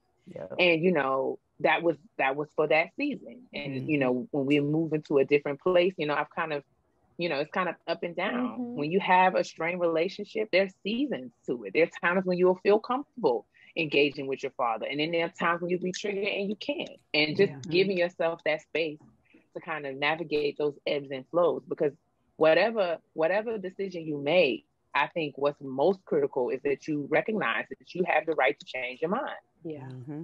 At any time. Like when you have more information, when you've thought about it more, when you've processed it differently, when you have different perspectives, and you have the right to change your mind. So don't feel like you're locked into anything right now. What does it need to be right now? Father's Day is coming up in 3 weeks.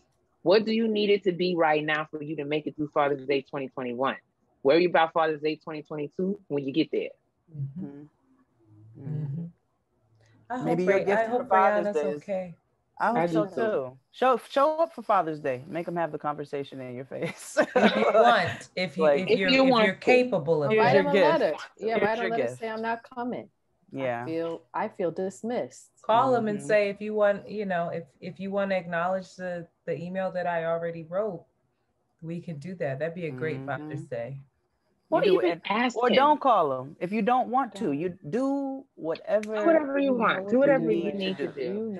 If you need more information, ask for it. Right. I think too that this is real fast, but I just think too that just says so much about what he's capable of and why and his own stuff, and it's not her job to figure that out, but it helps ease it when you have a little bit of empathy and when you also have a little bit of understanding of like, this person is so emotionally shut down, he can't even acknowledge an email. Yeah. But his response was, "Oh, so such and such baby girl," because he knows it.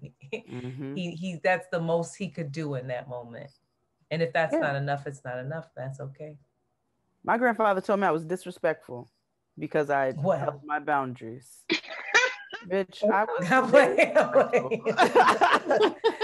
But call them a bitch 3 times, Jade. Threatened to kill him, Jade. Jeez. Shanti, I told you I kept it respectful. No, I would never.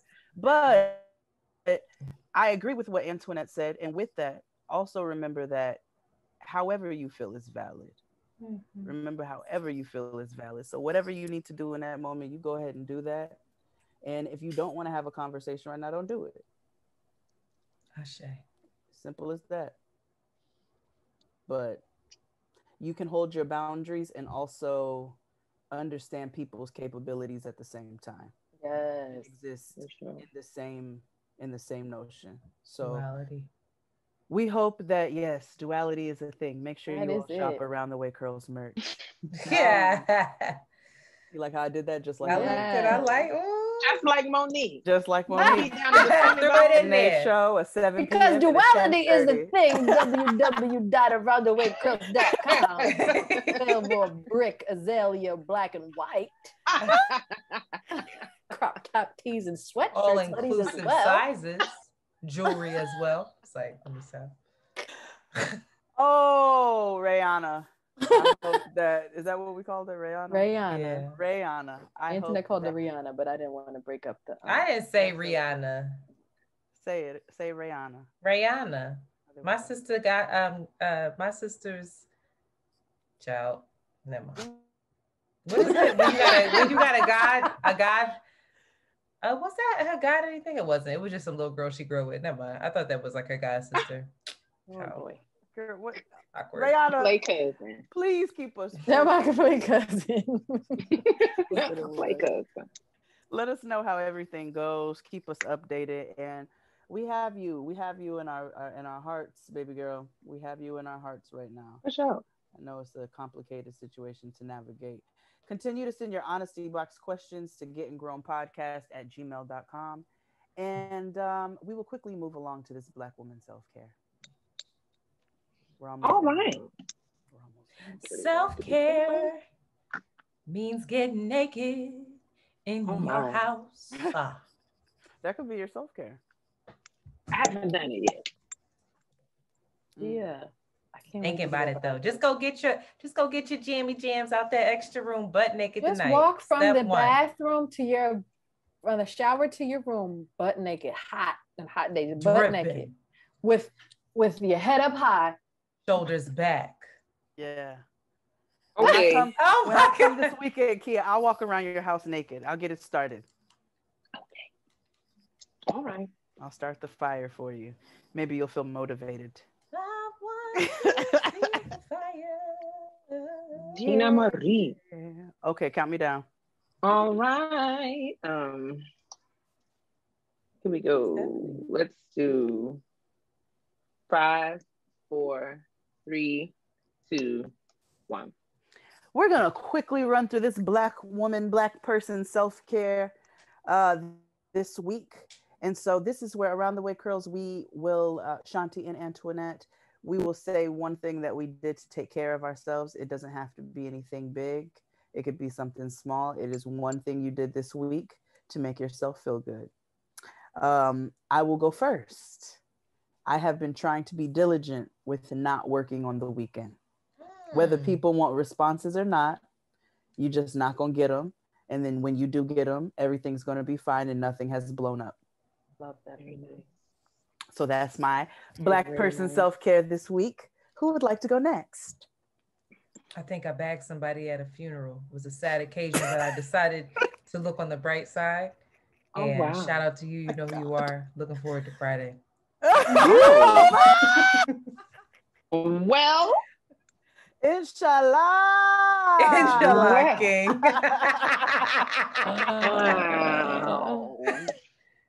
Who's next? I got my nails done today. And they're cute too.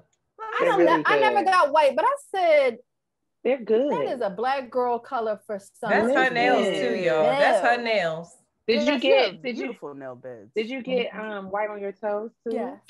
Oh, because it's a white toe summer. It's a white toe summer. I never do that. I said, listen. And she at her man's house too. She went and got her nails snow done. on them.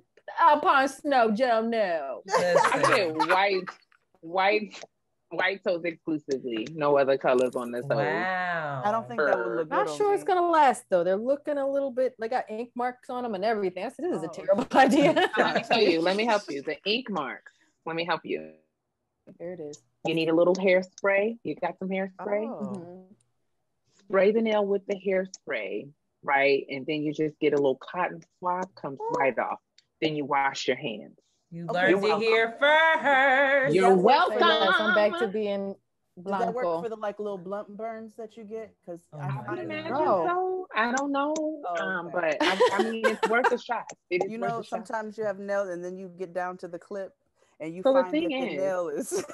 Girl, you ain't got no white on your nails, so just shut up. Jade, I gotta get you these new things. They're little metal blunt little things.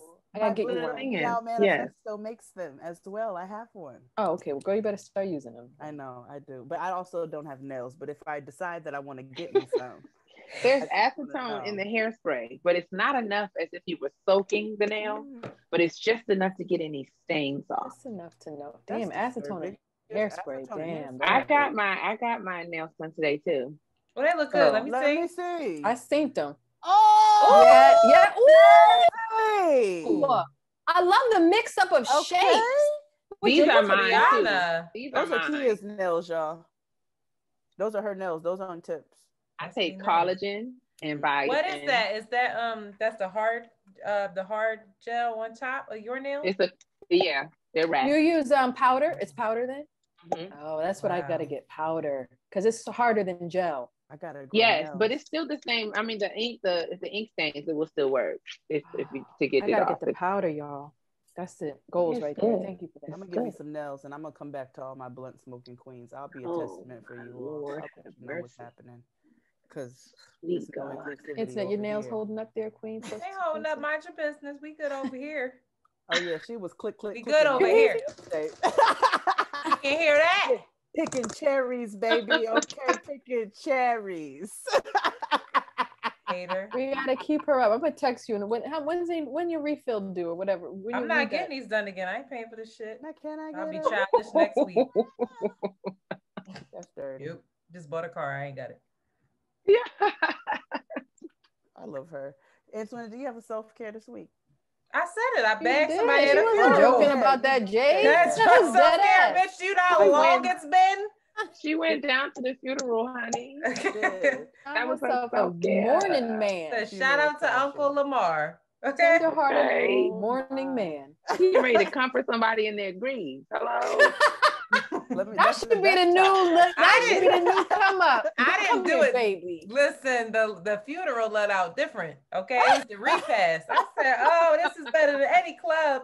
Come over here. You all right?" Oh, that is terrible. That is actually true. That is a mess. True. I feel fine about it. I didn't start it. It was my girlfriend. A let out is talking about travel. She left and came back with this. Let out. A let out is a let out is a let out. Okay. You can parking lot pimp on any occasion. Period. It was celebratory. It wasn't a sad funeral, so I felt okay. It was a homegoing. Yes, a celebration. Yes. We love to hear it. My Black woman self-care this week. I watched High on the Hog on Netflix. Yes. I was encouraged. I just feel like, I thought I was going to get into it just as someone who enjoys food, soul food specifically. I just thought I was going to enjoy it, in terms of it being about one of my favorite things, eating.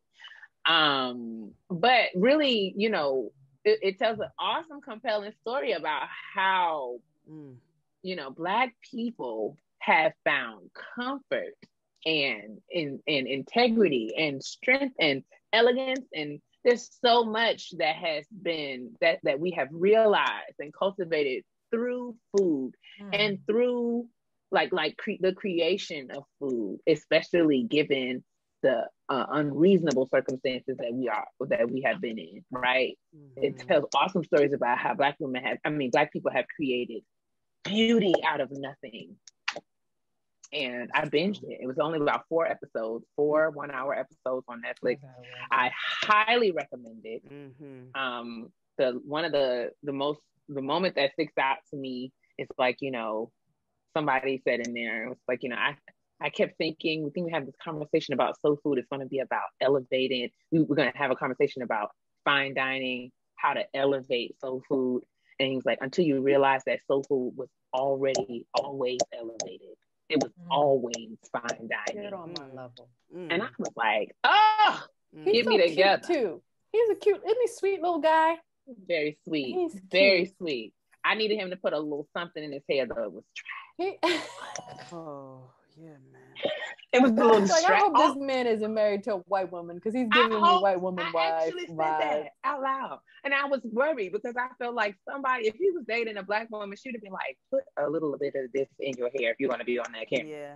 Because it was distracting. It was great. It was. He was precious and very endearing, right?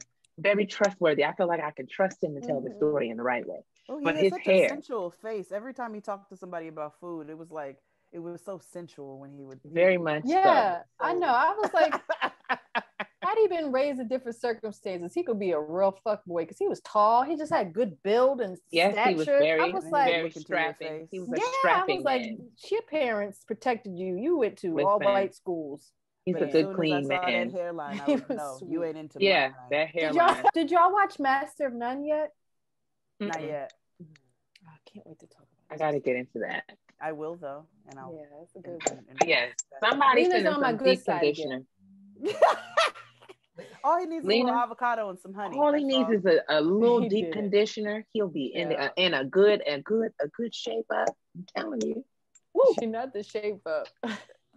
He does need. I mean, it was a lot. African places, all them black ass places, ain't nobody tell you get a shape up, boy. Not one. I said they shot this whole season, 4 whole episodes. Nobody told that boy to go to the one producer said, "Hold on, we gotta take it to Philly. Philly got the meanest shape ups, boy. Let me get this boy an edge." And he don't even. I'm not saying he has to cut it.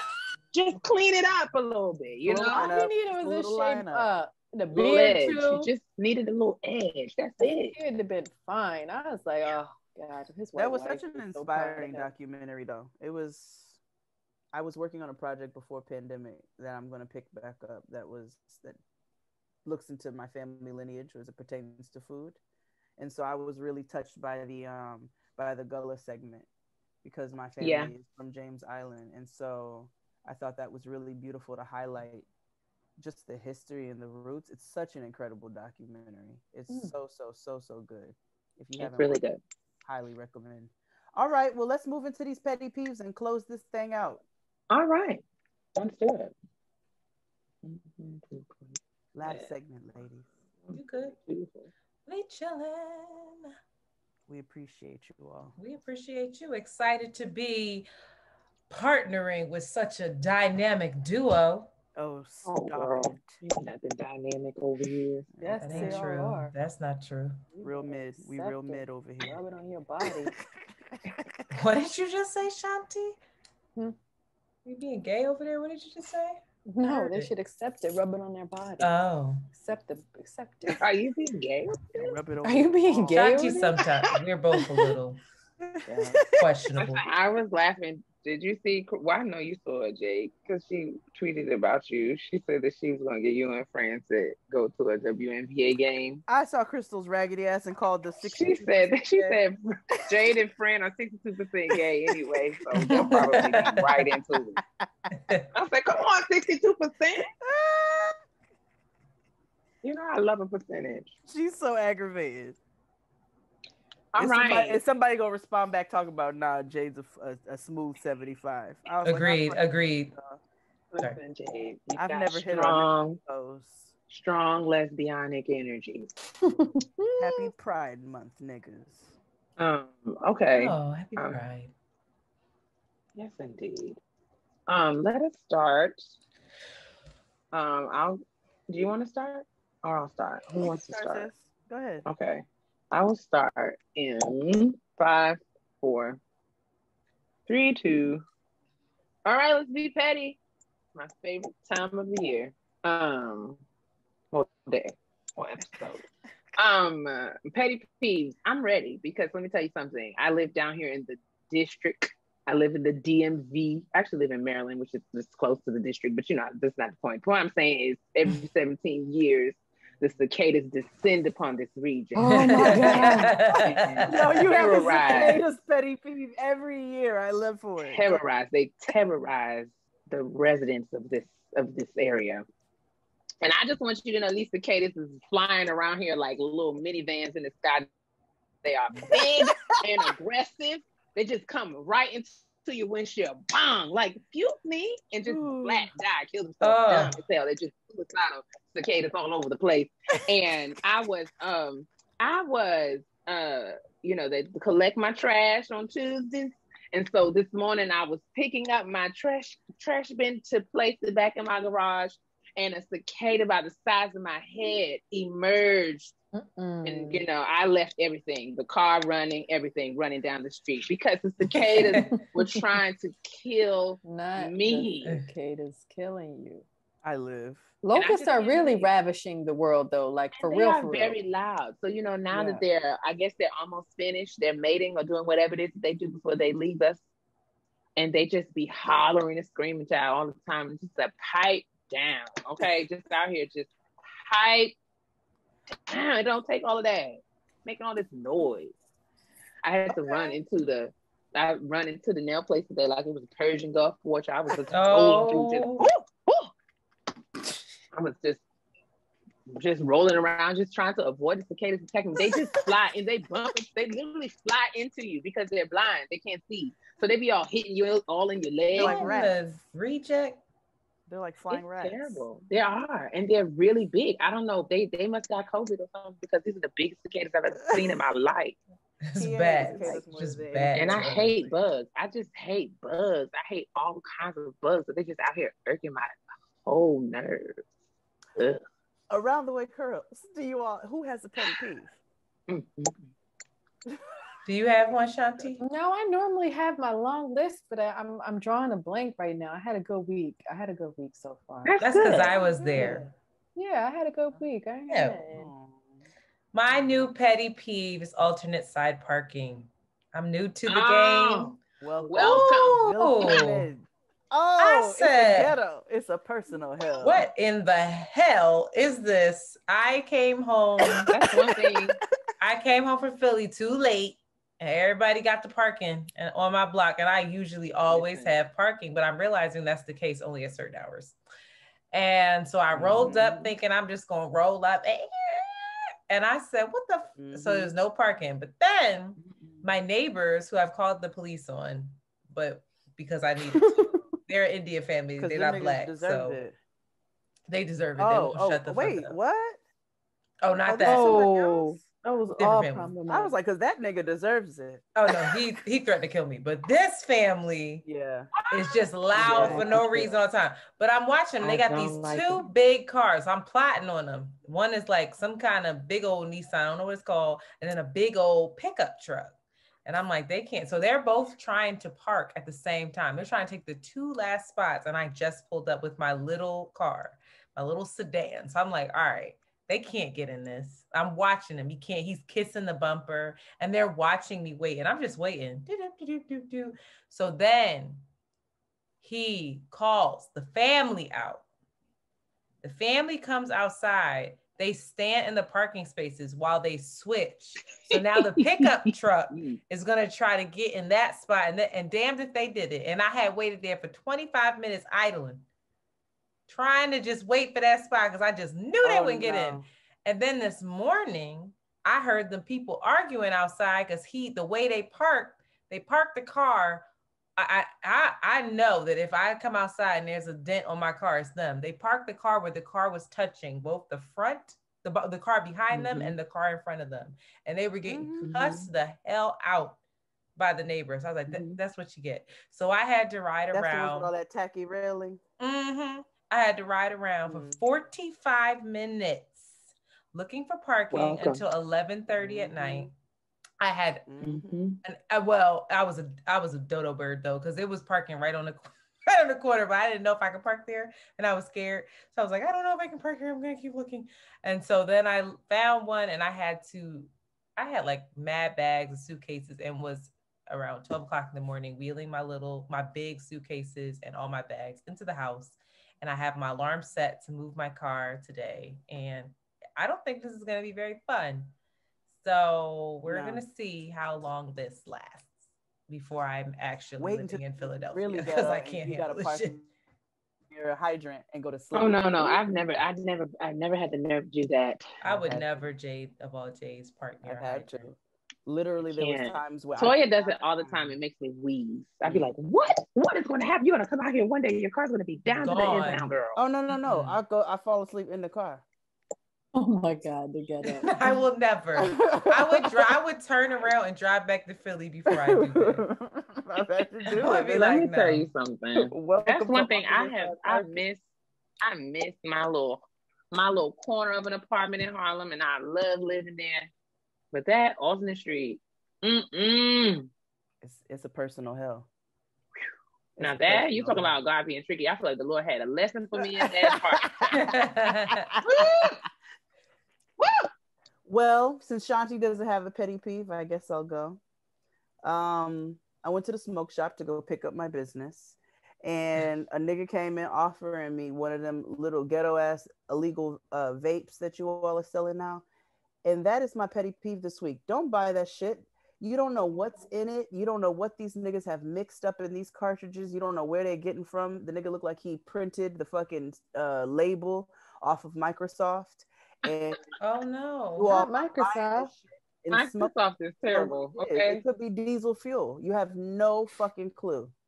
So I just want to say, be very careful and diligent, because these niggas are out here scamming and scheming. Scheming and scamming. That's it. Shanti, you still ain't got no petty peeve? No. You're so elevated. I just don't. Today. That's bullshit. I know. I always have petty peeves. I have very random ones. Life is good. I can't think of one. Life is good. The only one is the most recent. It's the constant one is change your battery in your goddamn fire detector. That's just, I don't respect people that have that. I don't. The beeping. I don't respect them. That's it. That's the most current one. And be on lives too. I know, it's lazy. Be on lives.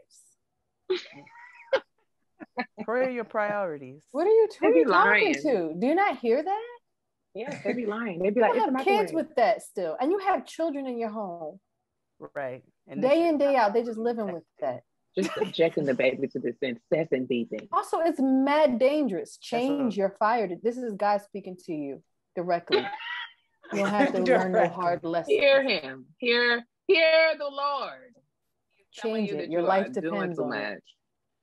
And I hope it's a dual carbon monoxide detector as well, which really exactly. This is your life. That saved our life one time. You see? See? Change your fucking battery. Warning, carbon monoxide. Warning. Oh, that's pretty scary. That's scary. Scare me to death. That's what you need. What more do you need? An incessant beeping? To wake your black ass up.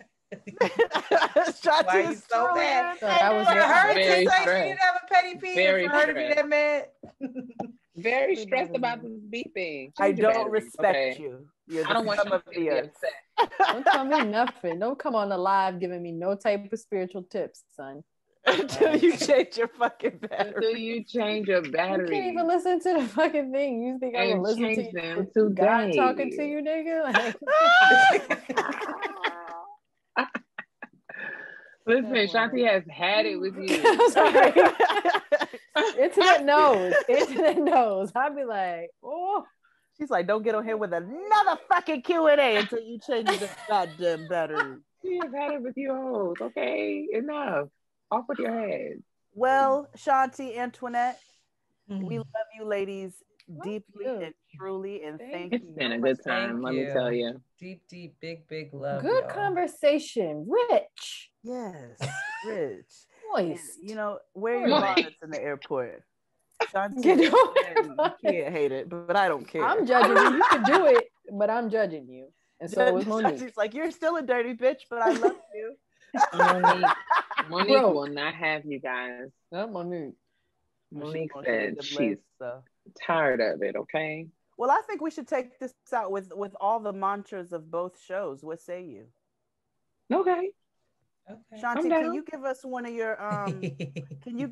of your ending around the way affirmation? Around the way affirmations. I just think that on this day you've just been, Antoinette gave you the easy layup with this idea that God is tricky, but God has kept it 100 and continues to keep it 100 in your life.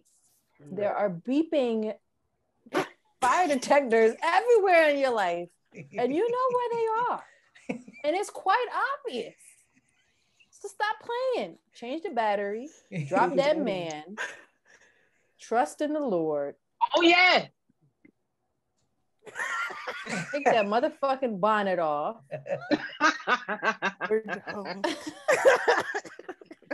Or keep it on. Oh, but that's your business. That's your business. Mm-hmm. And stop acting like God ain't trying to tell you, because bitches are tricky. God keeps it 100. Bitches are tricky. God, I think that's what I'm going to call this episode. Actually.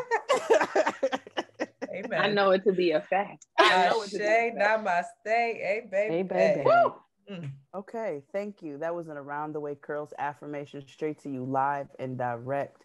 Keia, would you like to take us out with Gettin Grown's affirmations? Absolutely. I think it is all in our best interest to mind the business that pays us, because it is mine.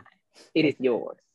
And it is nobody else's. And you are therefore responsible for that business. And you don't got time to be worried about anybody else's business. Okay. That's it. You want to moisturize your skin. Okay. Very, very critical. You have to do that. Okay. And your soul. And your soul. You also want to moisturize your insides by drinking the Lord's water. Okay. And you got to drink Lucy's alkaline water. You will die. That alone, okay? Because they got malt liquor and MSG. But if you do all of these things, right? You drink your water, you moisturize your skin, your black will not crack because it won't be dry. That's it. Bye. And stop. Stopping. Wondrous. Just wondrous, you two. Wow. Just wondrous. What a wonderful time. Oh my God. So much fun. I have enjoyed myself. Thank you for having us on. What a pleasure.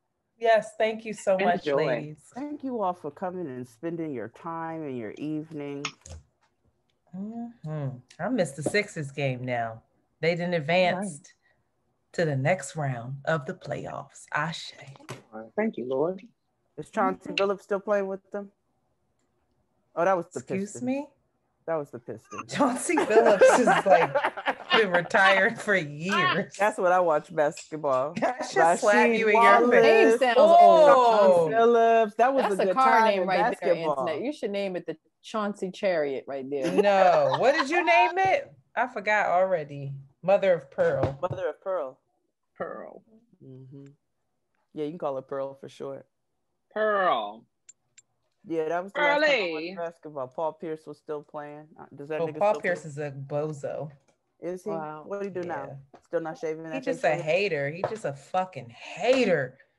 He's a commentator now. He just hates on everybody and then compares himself to people he has no business comparing himself to. It's like, you were not that good. But does he still have that nappy ass facial hair? Yes, he just got kicked out. He just lost his ESPN contract because he went on live with a bunch of strippers and they was naked and they were like, we are no longer working with Paul Pierce. Really? Damn, fumbled the bag. And the ESPN bag ain't even that good because they notorious for not paying people what they job.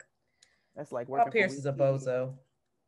Sorry. That's really disappointing to me. We don't acknowledge Paul Pierce over here. So what we need to do with these, send you these things right now. Yeah, if you all could send them right now so we can send them straight to Ty. What am I sending? I'm going to send him a text message. Do you have Jade? You can send it to me. I don't think we do. JadeVerrett@gmail. You should have it. I think we've emailed. I thought we have. I haven't eaten dinner. All right, Keia, let me know how this butt naked thing goes now. Boy, yeah, girl. I'm invested. Forget about that. Butt ass naked. Let me turn this off because I want to talk to you for real. How you do this now? Were